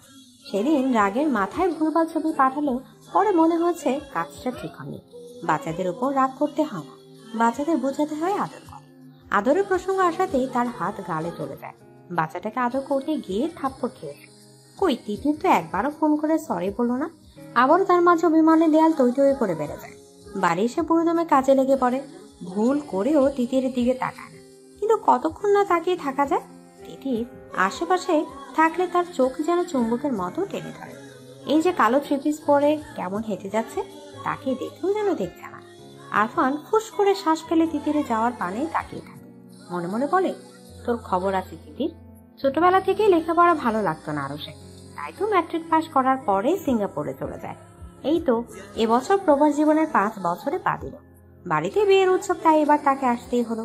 তাছাড়া মাহমুদ তার ছোট হয় কিনা তার আগে বিয়ে করে ফেলেছে। এই লজ্জাজনক কথা ঢাকতে হলেও তাকে এবার দেশ মুখ হতেই হলো। সকালে বাড়িতে এসে পৌঁছেছে। বিয়ের বাড়ি বেশ ঝাঁকনাকা করে সাজানো, দেখেই বিয়ে বিয়ে ফিল হচ্ছে। কালকে বিয়ে আর আজকে সে এলো, তার আশা নিয়েও বাড়িতে একটা হইচই বেঁধে গেছে। বাড়ির সবকিছুই আরো সে ঠিক লাগলো না শুধুমাত্র তিতিরকে। এত বড় হয়ে গেছে আর দেখতেও একদম পরীর মতো সুন্দর।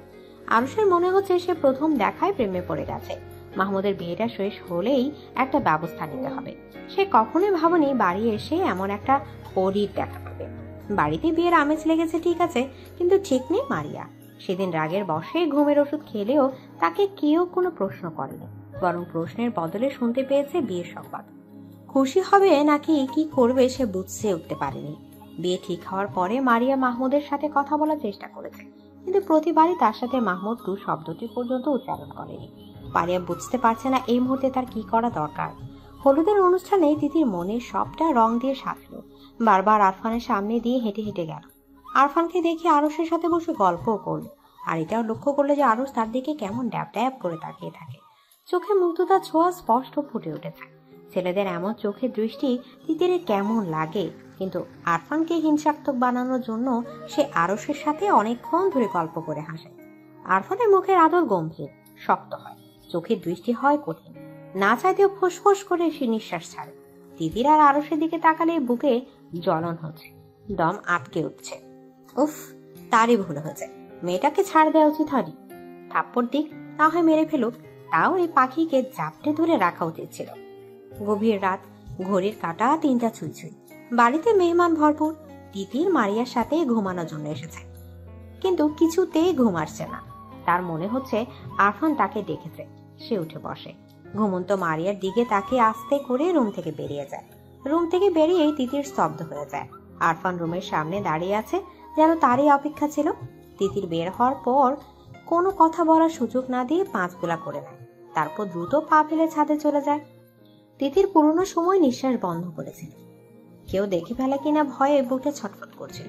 আরফানের গলায় তার হাত দিয়ে আঁকড়ে ধরে রেখেছে। ছাদে গিয়ে আরফান তিতিরকে নামায়। জোরে কয়েকবার নিঃশ্বাস ফেলে রাগে চোখে তাকিয়ে থাকে। তিতির চুপচাপ তাকিয়ে আছে। আরফান তিতির উপর হেলে পড়ে, চেপে ধরে তিতিরের ছোট শরীর।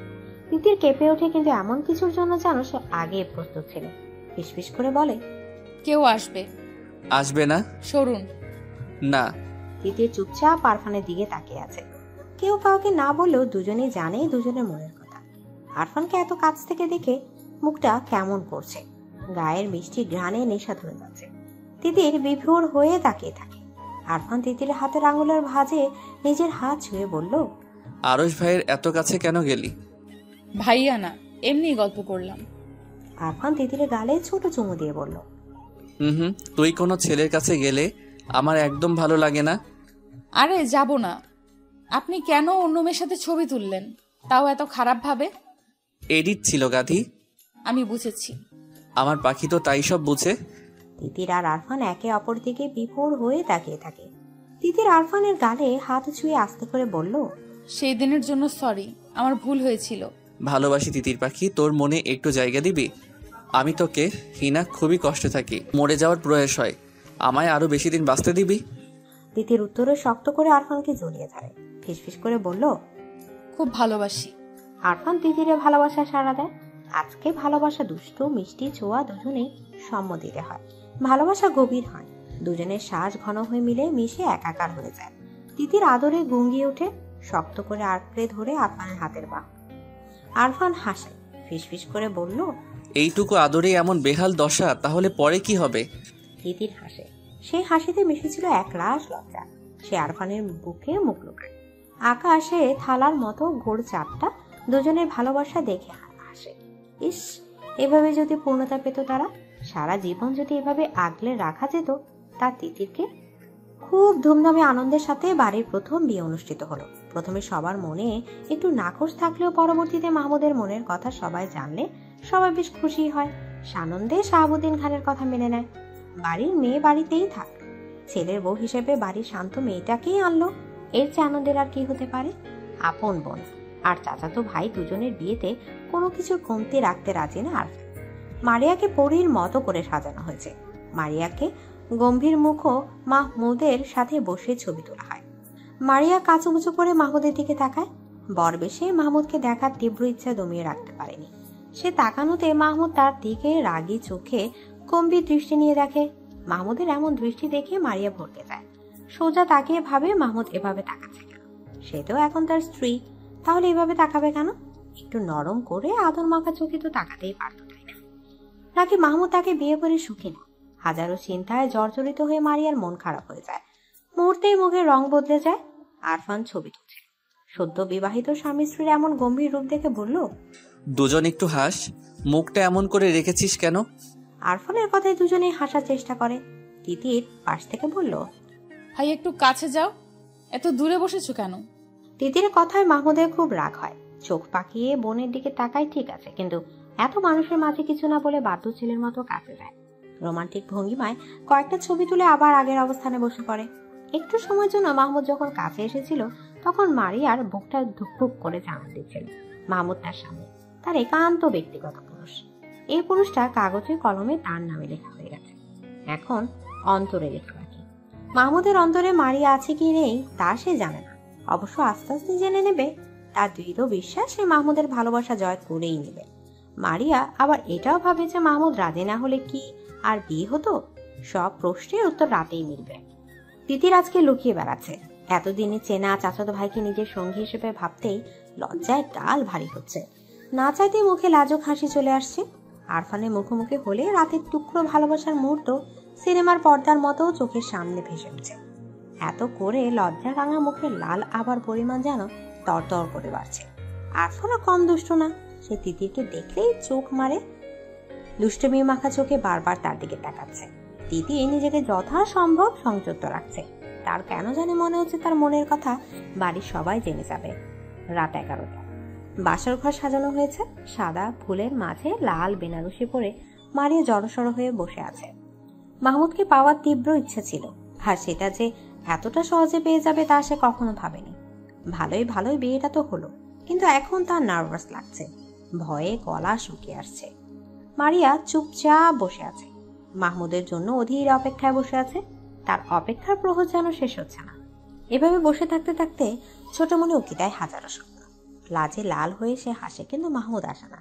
মাহমুদের জন্য অপেক্ষা করতে করতে তার মন খারাপ হয়। নতুন বউকে এতক্ষণ বসিয়ে রাখার কোনো মানে আছে? জড়া তো 1টা বাজে। মাহমুদ ঘরে আসে। কাঠের ভারী পাল্লা লাগানোর শব্দে মারিয়া দরজার দিকে তাকায়।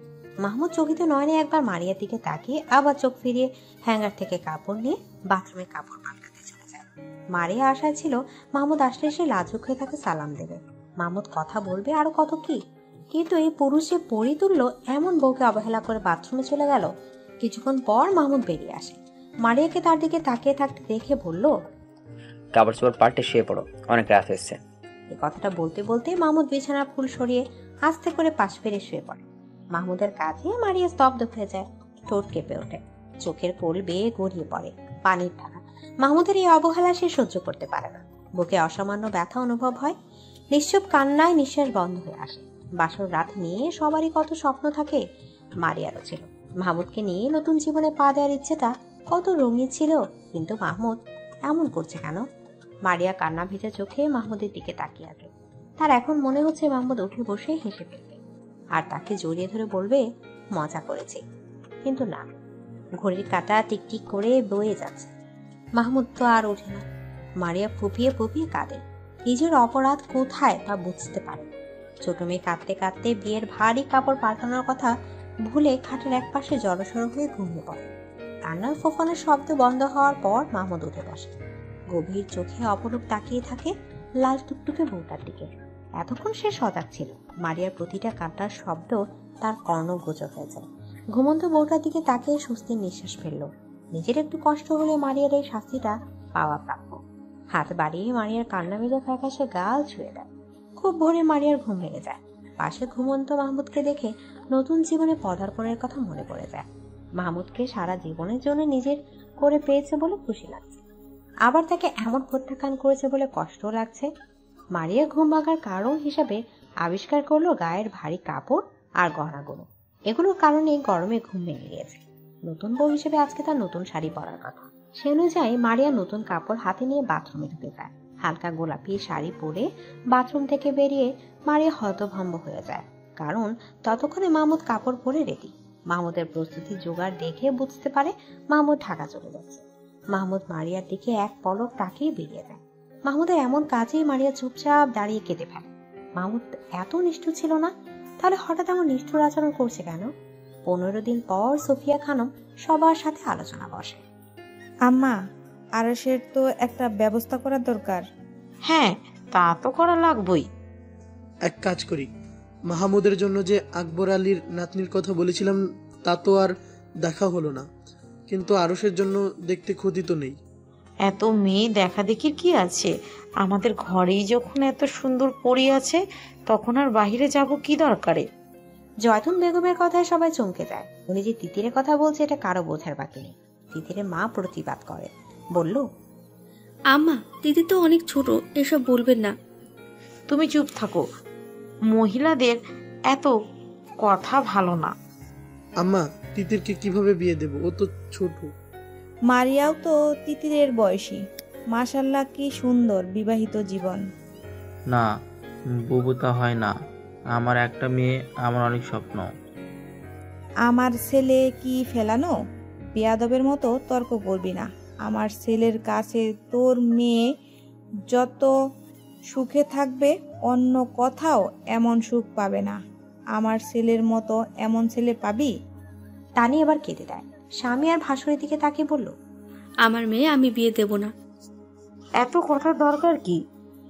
আরশের সাথেই তিতিরের বিয়ে হবে, আর এটাই আমার সিদ্ধান্ত। আমার সিদ্ধান্তই এই বাড়ির চূড়ান্ত কথা। এই বিয়ে নিয়ে হাজারো কথা কাটাকাটি হয়, কিন্তু কেউ জয়তুন বেগমকে ওনার সিদ্ধান্ত থেকে নাড়াতে পারে না। শেষে জয়তুন বেগম বলল, আমার ছেলে হিসেবে যদি আমার কথা না রাখিস, তাহলে আমার মরা মুখ দেখবি। বুড়া বয়সে আমি কলঙ্ক করে মরব। মায়ের এমন কথার পরে আর কোনো কথা হয়। ছেলেরা আর কিছু বলার সাহস পায়। আরশের সাথে তিতিরের বিয়ে ঠিক হয়। কলেজ থেকে বাড়ি এসে সব শুনে তিতির গলা ছেড়ে কাঁদে। দেয়ালের সাথে কপাল আঘাত করে কপাল খুলে রক্ত ঘুরে পড়ে।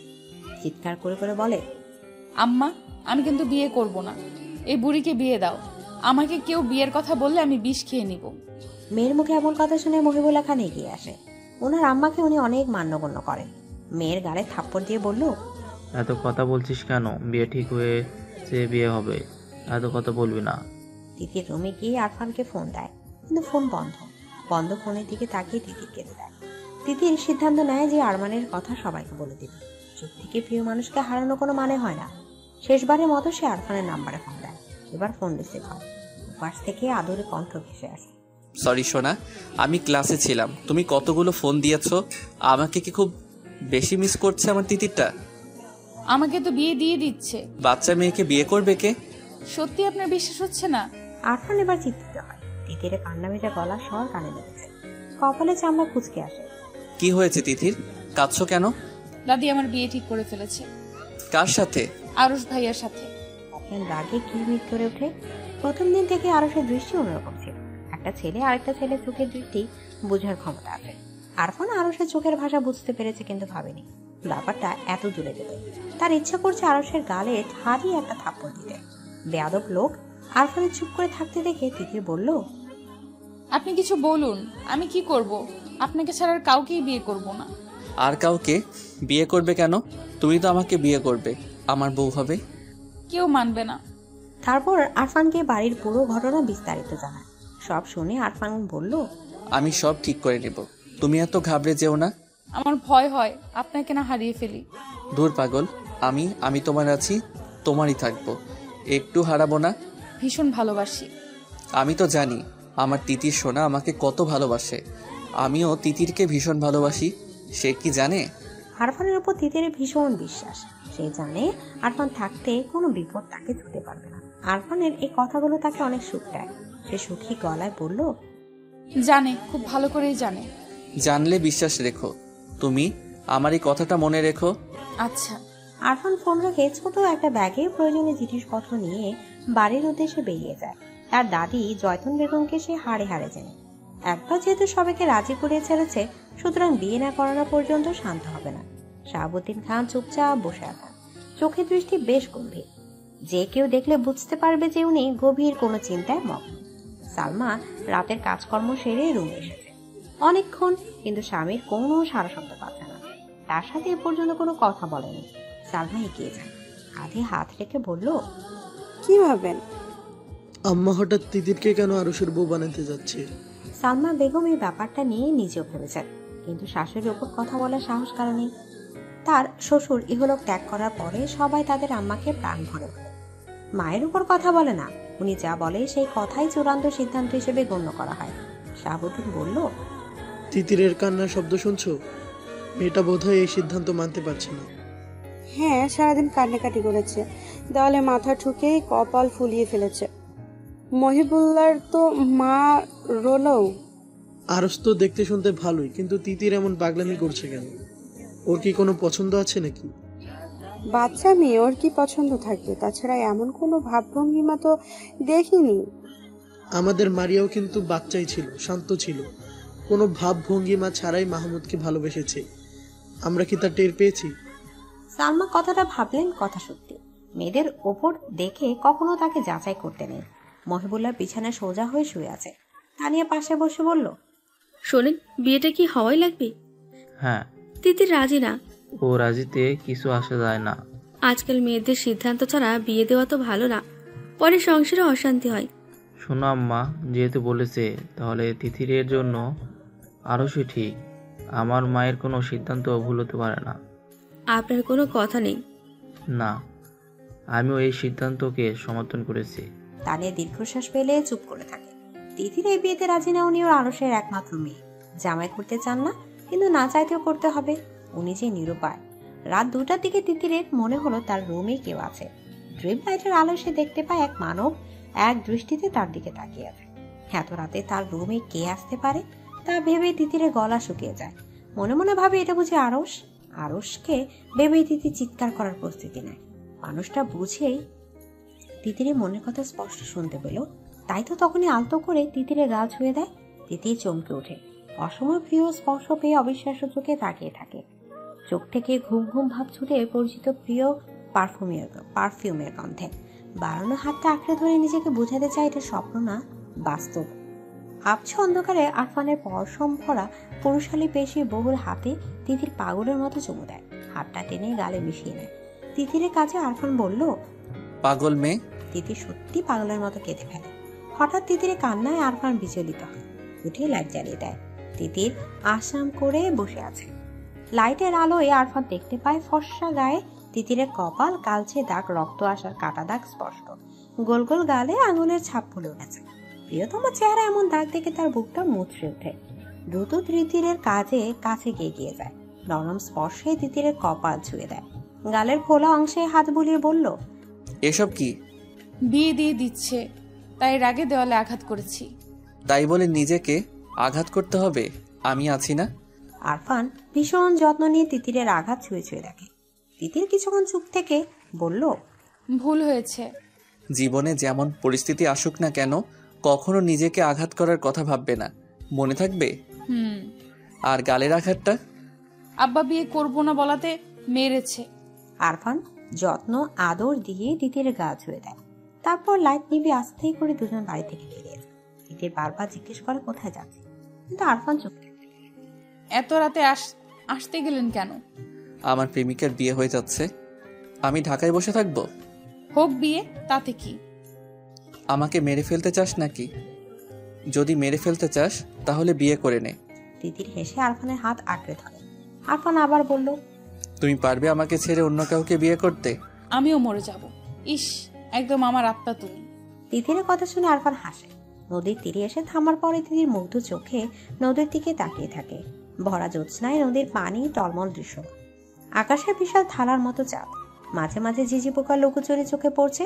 তিতির হাসে, বিড়বিড় করে বলল, এত সুন্দর।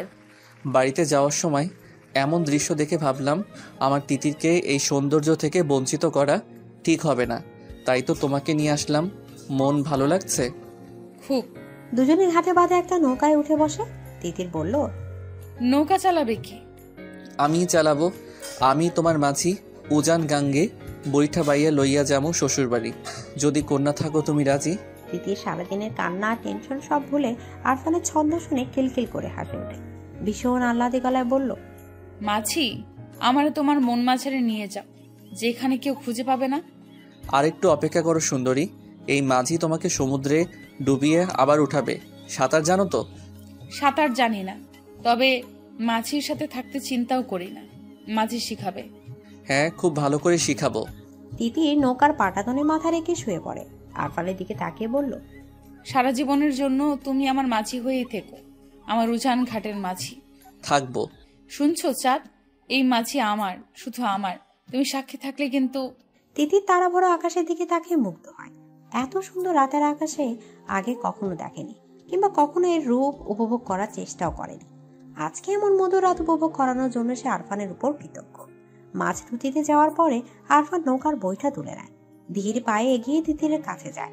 আরফানের উপস্থিতিতে তিতির চোখ খুলে তাকায়, মিষ্টি করে হাসে। আরফান দাঁড়িয়ে থাকে। আরফানকে দাঁড়িয়ে থাকতে দেখে তিতিরও দাঁড়ায়। দুজন দাঁড়ানোর জন্য নৌকা দুলে উঠে। ভয় পেয়ে তিতির আরফানের হাত আঁকড়ে ধরে। আরফান হেসে তিতিরকে কাছে টেনে নেয়, সহাস্য গলায় কৌতুক করে বলল, মাঝিকে সারা জীবনের জন্য চাও, আবার নৌকার সামান্য দোলায় ভয় পাও? এমন হলে তো হবে না অসুন্দরী। হবে হবে, এই সুন্দরীর জন্য সব হবে। রাতের জোরালো হাওয়ায় নৌকা আপনা আপনি চলছে। তিতির সামনের দিকে তাকিয়ে বলল, টাইটানিক ছবিটা দেখেছো? অনেকবার, কতবার দেখেছি তার হিসাব নেই। জাহাজে রোজ আর জ্যাক যেমন পাখি হয়েছিল, চলো না তেমন পাখি হই। নিঝুম রাত, ঝিঝি পোকার ঝিঝি ডাক ব্যতীত আর কোনো শব্দ নেই। চারপাশ স্তব্ধ হয়ে আছে। আকাশে চাঁদ তারা মিটিমিটি হেসে যেন তাদের ভালোবাসা দেখছে। এমন মধুর পরিবেশে যদি প্রিয়তমা পাশে থাকে, তাহলে আরফান ঠিক থাকে কি করে? কোনো নেশাদ্রব্য সেবন না করে তিতির নেশায় আচ্ছন্ন হয়। নিজেকে হারাতে ইচ্ছা করে ছোট তিতিরের মাঝে। বেসামাল ইচ্ছেরা আশকারা দেয়। তার এমন দিশেরা অবস্থায় তিতির যখন আবদার করে সে রোজ আর জ্যাকের মতো পাখি হতে চায়, তখন আরফানের ইচ্ছা করে জ্যাকের মতো রোজকে আদর করতে, একটু ছন্ন ছাড়া হতে। আরফান নিজেকে শান্ত করতে জোরে নিঃশ্বাস ফেলে। তিতির আরফানের শান্ত অথচ চঞ্চল চোখের দিকে তাকায়। তার বুকের খাঁচার হৃৎপিণ্ডটা বেসামার ভাবে লাফাচ্ছে। আরফানকে খুব ভালোবাসতে ইচ্ছে করছে। পাগলের মতো আরফানের বুকে লেপ্টে থাকতে ইচ্ছা করছে। তিতির খুব ভালো করে জানে এই ভাবনাগুলো ভাবা অন্যায়, কিন্তু তার অবাধ্য পাগলাতে মনে এগুলো ভাবছে। নিঝুম রাতে প্রিয় মানুষের আঙুলের মৃদু ছোঁয়া তার বুক কাঁপিয়ে দিচ্ছে। আরফানের এমন শান্ত চোখের দৃষ্টি তাকে আরো পাগল করে দিচ্ছে।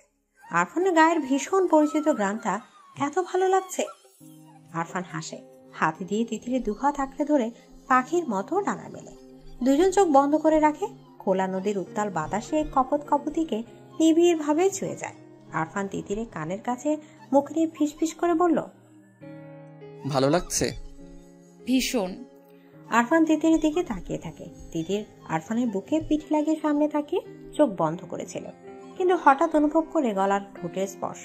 তিতিরের সর্বাঙ্গ কেঁপে ওঠে, অবশ হয়ে আসতে চায় হাত পা। সে চোখ খুলে তাকায়, মাথা ঘুরিয়ে আরফানের দিকে তাকায়। আরফানকে তখন অন্যরকম লাগছিল, নেশায় আচ্ছন্ন হয়েছিল। দুজনের চোখে চোখে কথা হয়। আরফান টুপ করে তিতিরের ঠোঁট স্পর্শ করে বলল, ভালোবাসি। তিতির এক দৃষ্টিতে তাকিয়ে আছে। তিতিরের চোখের ভাষায় কিছু ছিল যা আরফানের বুক কাঁপিয়ে দিল। মাঝ নদীতে এক গভীর চুম্বনের সূচনা হলো। উন্মাদ হয়ে গেল দুজন।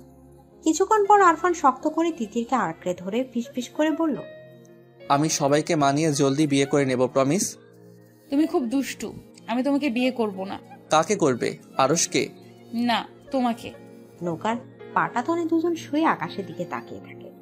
চাঁদটা কেমন ঝলঝল করছে। তিতিরে মনে হলো একটু আগে তাদের ভালোবাসার সাক্ষী হয়ে চাঁদ হাসছে। সে লজ্জা পায়, আরফানকে জড়িয়ে ধরে। আরফান বলল, কি হলো? চাঁদ সব দেখে নিয়েছে। তিতিরের কথায় আরফান হো হো করে হেসে ওঠে। এই মেয়েটা কাছে থাকলে দুনিয়া তো সুখী লাগে। সে তিতিরের কপালে ভালোবাসার স্পর্শ রেখে থাকে। চাঁদকে সাক্ষী রেখে মাঝিকে পার্মানেন্ট করেছো।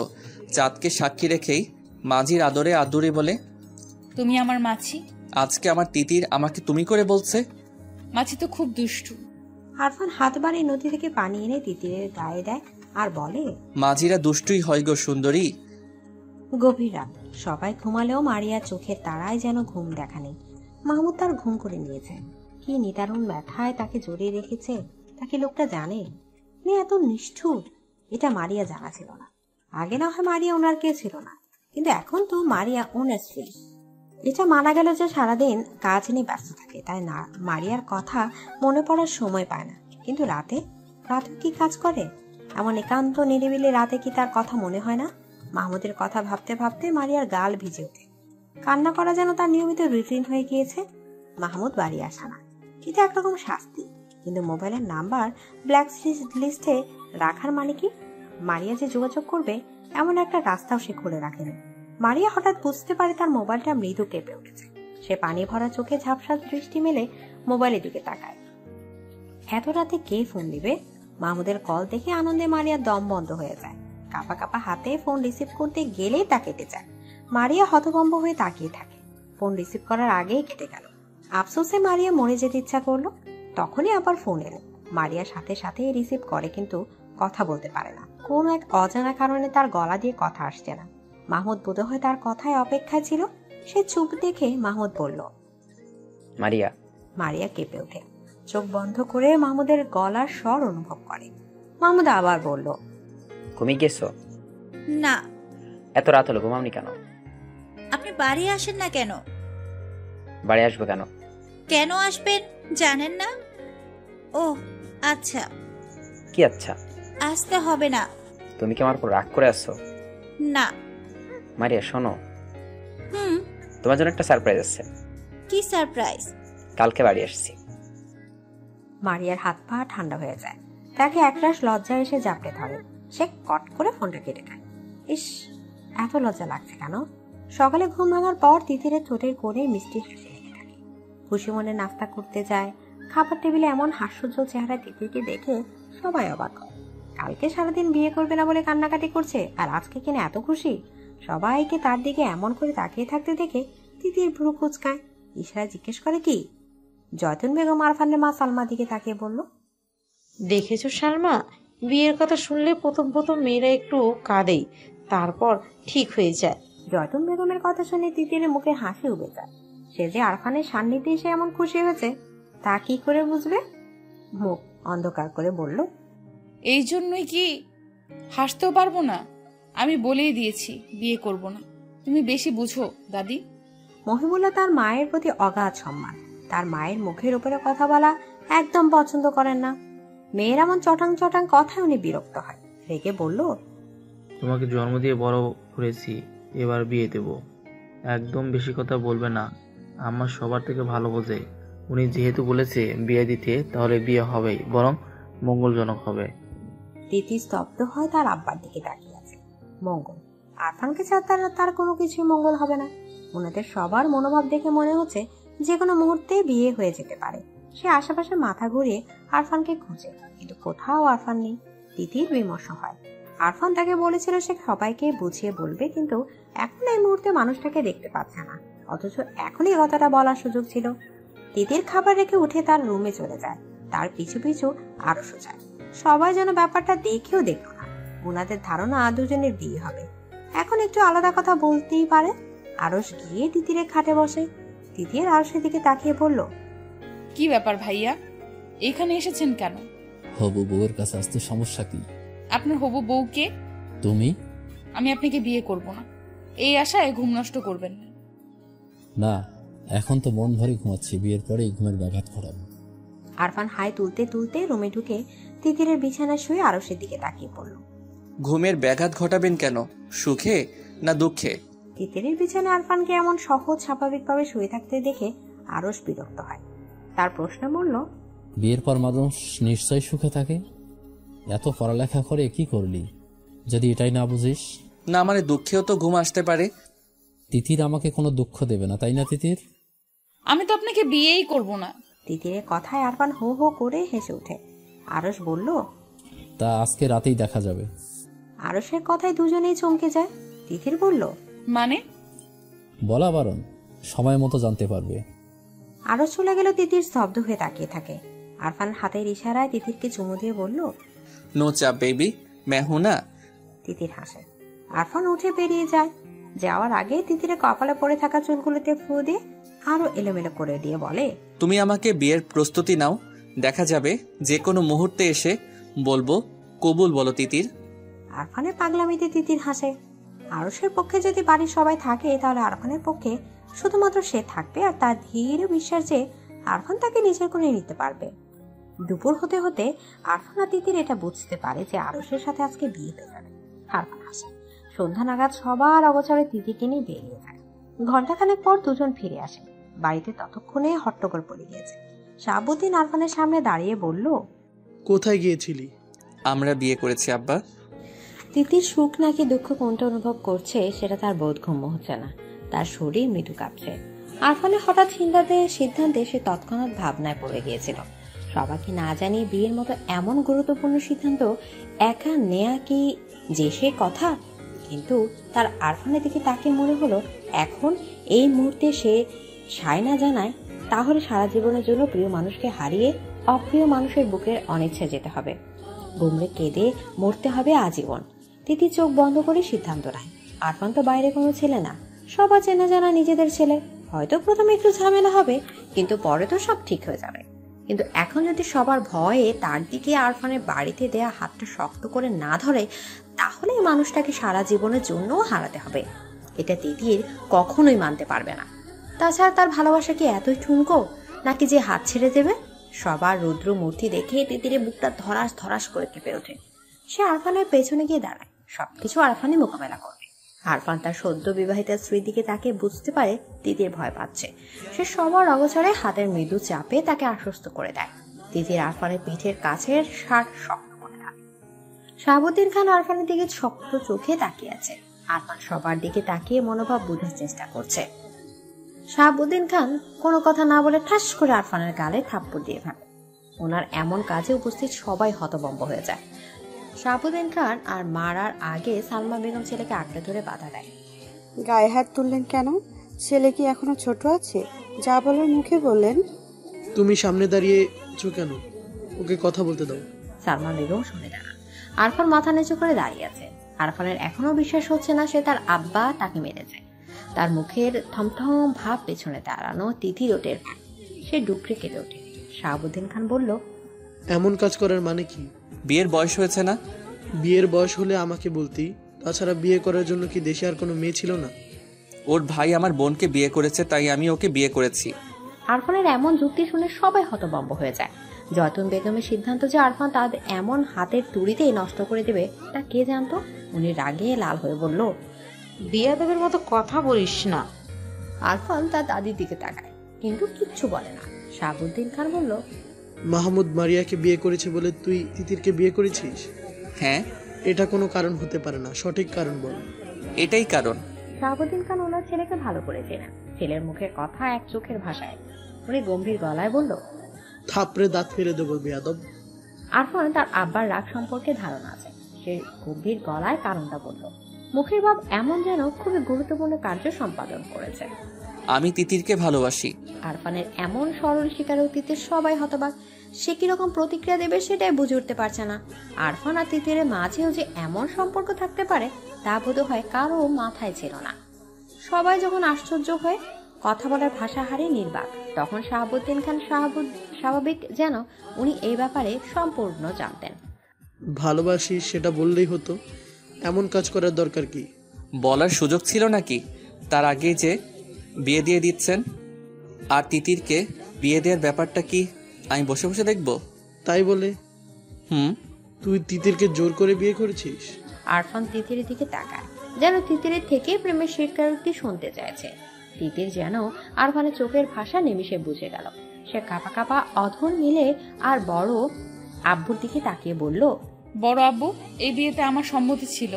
যতন বেগম ওনার ছোট ছেলের দিকে তাকায়। মহিবুল্লাহ খান যদিও রেগেছিলেন, কিন্তু ভাই যেখানে নিজের ছেলেকে শাসন করছে সেখানে উনি আর কি বলবেন ভেবে পান না। কিন্তু এখন মেয়ের কথা শুনে ওনার মাথায় রক্ত চড়ে উঠে যায়। ক্ষিপ্ত গতিতে মেয়ের দিকে যায়। আরফানের পেছন থেকে তিতিরকে টেনে সামনে এনে তাকে মারতে প্রস্তুত হয়। তিতিরকে আঘাত করার আগে আরফান আবার তিতিরকে আগলে নিজের কাছে নিয়ে বলল, খবরদার চাচ্চু, তিতির এখন শুধুমাত্র আপনার মেয়ে না, সে এখন আমার স্ত্রী। আর আমার সামনে আমার স্ত্রীকে আঘাত করার কথা ভাববেন না। আরফানের এমন প্রতিরোধী মনোভাব সবার দিকে তাকিয়ে থাকে। তানিয়া বেগম সুখী হবেন নাকি মেয়ের উপর রেগে যাবেন তা ঠিক বুঝতে পারছে না। শাশুড়ির পছন্দ অনুযায়ী বিয়ে হওয়ার চেয়ে আরফানের কাছে বিয়ে হতে যেন ঢের ভালো হয়েছে। ডাক্তার জামাই তানিয়া বেগম হাসি হাসি মুখে মেয়ে আর মেয়ে জামাই দিকে তাকিয়ে আছে। এই যে আরফান ওনার মেয়েকে আগলে রেখে ওনার স্বামীর আঘাত থেকে রক্ষা করলো, এই ব্যাপারটা দেখেই উনি আরফানের পক্ষে চলে গেলেন। কজন স্বামী নিজের স্ত্রী কিভাবে আগলে রাখে। আরস পরিস্থিতি দেখে যদিও কষ্ট পেয়েছে, কিন্তু এখন শত কথা কাটাকাটি মারামারি করলে কি আর তিতির তার হবে? হবে না। তাই সংসারে অশান্তি করার কোনো মানেই হয় না। সে তার আম্মাকে কোনো কথা বলতে নিষেধ করলো। যদি উনি কথা বলতে চাচ্ছিলেন, আরস তার বড় মামার দিকে তাকিয়ে বলল, মামা, যা হওয়ার হয়েছে, এখন এসব নিয়ে আর কথা বাড়িয়ে লাভ কি? মানুষ শুনলে আরো কথা বাড়বে। এর চেয়ে বরং মেনে নিন, এটাই ভালো। নিজেদের মতামত জানিয়ে এসব করা উচিত ছিল। আমরা মেনে নিলে এমন চোরের মতো বিয়ে করতে হতো না। আরফান আর তিতির চুপ করে থাকে।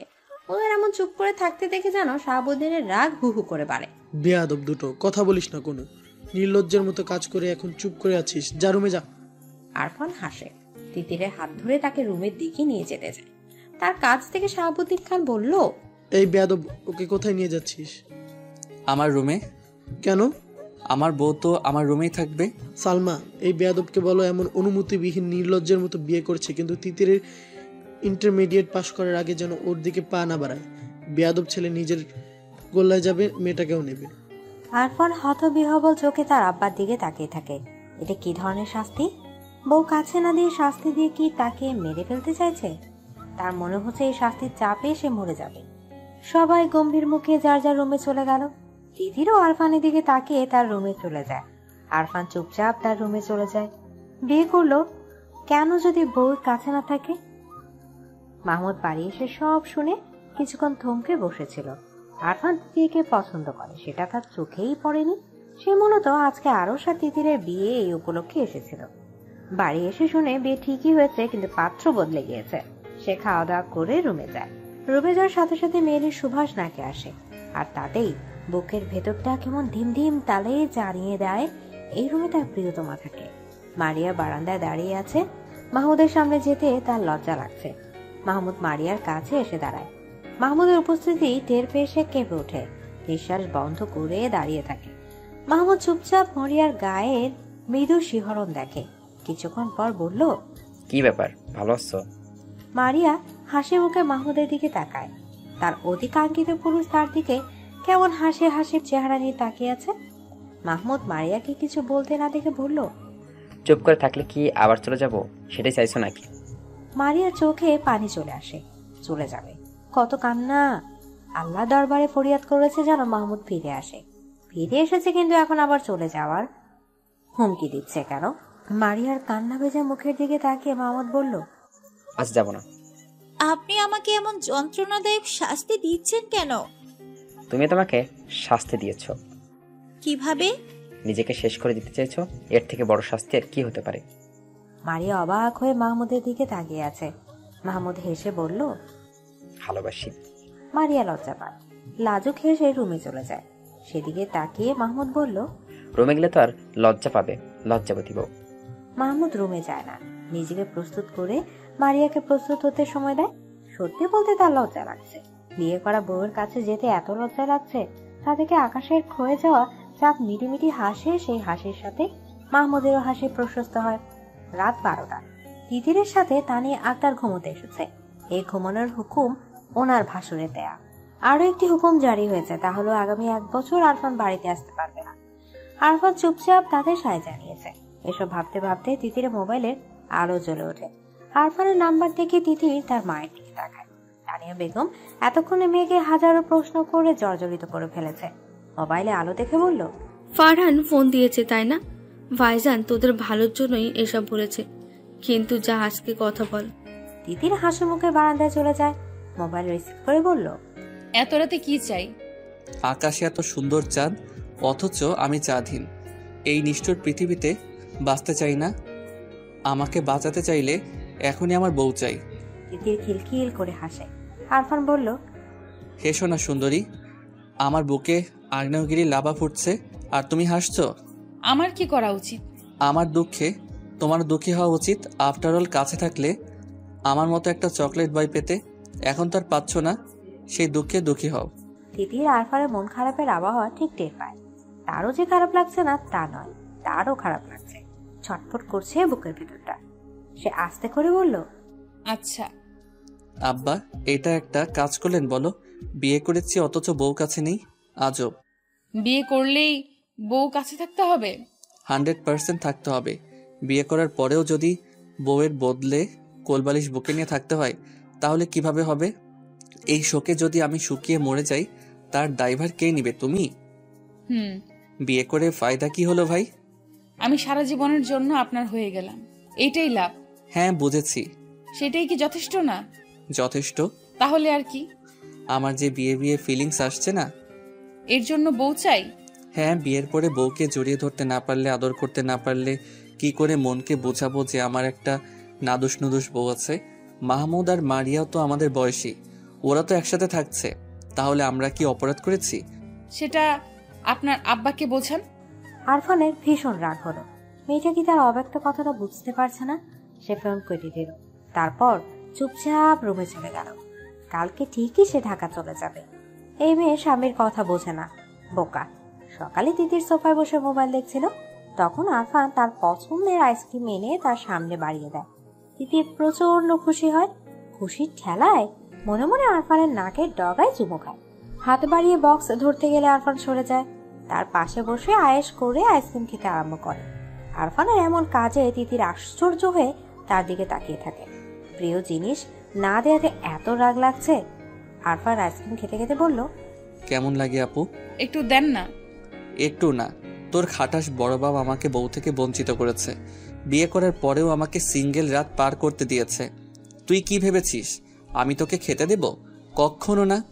প্রিয় জিনিস কাছে থাকার পরেও না ছুতে পারা, না খেতে পারার কষ্ট কি হতে পারে এবার বোঝ। আপনি আমায় গাধা, সেটা তো কথার কথা বলেছি। তিতির আরফানের কথা বিশ্বাস করলো না। সে আরফানের আইসক্রিম খাওয়ার দিকে তাকে ছুটে রুমে চলে যায়। মনে মনে ভাবে, জামাই কি এমন লাগামহীন হয়? উফ। জয়তুন বেগম মুখ ভার করে বসে আছে। আরফান ওনার মনোবাসনা এমন এক তুড়িতে যে নষ্ট করে দেবে তা উনি কল্পনা করেনি। ওনার কথার অবদ্ধ হওয়ার সাহস কি করে হলো?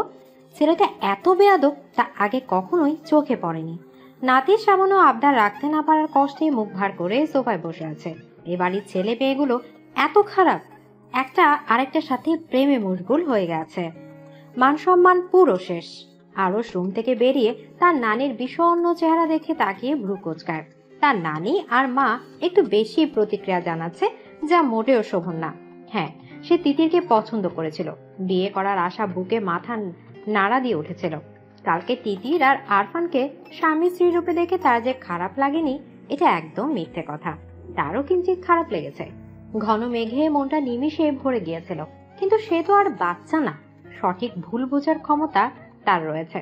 সে তিতিরকে পছন্দ করেছে। বিয়ের প্রস্তাব দেওয়ার আগে তিতিরের থেকে সম্মতি নেওয়া উচিত ছিল। ওর পছন্দ অপছন্দ আছে কিনা সেটা জানা উচিত ছিল, কিন্তু সে তা না করেই বিয়ের আয়োজন শুরু করেছে। কিন্তু তার পছন্দে কি বিয়ে হবে? সে পছন্দ করেছে তিতিরকে, কিন্তু তিতির সে যে পছন্দ করে আরফানকে। দুজনের মতোই তো বিয়ে হয়, একজনের তো কিছুই হয় না। এখন অবশ্য আরফানের কোনো আফসোস নেই। তিতির আরফানের কাছে সুখী, সেও না হয় তার সুখ সন্ধানে পাখি খুঁজে নেবে। কিন্তু তার নানির প্রতিক্রিয়া সবার চোখে পড়ার মতো। আরুষের ধারণা জয়তুন বেগমের এমন প্রতিক্রিয়ার জন্যই তার মামা আরফান আর তিতিরকে এমন শাস্তি দিয়েছে। বিয়ে করার পরেও আলাদা থাকবে এমন হবে কেন? এটা কি ঠিক? সে জয়তুন বেগমের কাছে গিয়ে বসে। নানি। জয়তুন বেগম নাতির দিকে তাকায়, কিন্তু কোনো কথা বলে না। আরুষ তার নানির নিঃসুখ চেহারার দিকে তাকিয়ে বলল, নানি, তোমার কি মন খারাপ? না। তোমরা ব্যাপারটা শুধু শুধুই বাড়াচ্ছ। তো চাওয়াটা পূরণ করতে পারলাম না, তিতিরকে এনে দিতে পারলাম না। নানি, তিতিরকে আমি পছন্দ করেছিলাম, তাই বিয়ে করতে চেয়েছি। কিন্তু তিতির আরফানকে ভালোবাসে। তাহলে আমি বিয়ে করব কিভাবে? তিতির কি কোনো পণ্য নাকি যে কিনে আনবো? তিতির যদি কোনো পণ্য হতো তাহলে আমি আমার সর্বস্ব দিয়ে হলেও তিতিরকে আমার করে নিতাম। এখন অন্য কাউকে নিজের করে নেব। দেশে কি মেয়ের অভাব নাকি? তুমি আর আম্মা এমন করা বন্ধ করো। কি করলাম আমরা? এমন মন খারাপ করে থাকো বলেই তো মামা আরফানকে এমন শাস্তি দিল। ভালো হয়েছে। এটা ভালো হলো কি করে? ওরা এখন স্বামী স্ত্রী, তাদের আলাদা করার সিদ্ধান্ত কখনোই ভালো হতে পারে না। আমি কি করতে পারি? তুমি মামাকে বললে মামা নিশ্চয়ই এত বড় সিদ্ধান্ত নেবে না। জয়তুন বেগম আরুষকে যেমন ভালোবাসে তেমনি আরফান আর তিতিরকেও ভালোবাসে। আরুষের মনোবাসনা পূরণ করতে না পেরে তাদের উপর ক্ষুব্ধ হয়েছিলেন, কিন্তু বিয়ে যেহেতু হয়ে গিয়েছে এখন আর আলাদা করা আসলে ঠিক হবে না। একে অপরের উপর সম্পূর্ণ অধিকার রয়েছে। শাহাবুদ্দিন খান আর মহিবুল্লাহ খান একসাথে বসে আছে, দুজনেই বিভ্রান্ত। মায়ের কথা রাখতে পারেনি, তাই তাদের মুখ বিমর্ষ। জয়তুন বেগমকে দেখে শাহাবুদ্দিন খান নড়ে চড়ে বসে বলল, আম্মা, আপনার কথা রাখতে পারিনি, আমি লজ্জিত। আম্মা, আপনি চাইলে ওদেরকে আরো বড় শাস্তি দিতেও পারবো।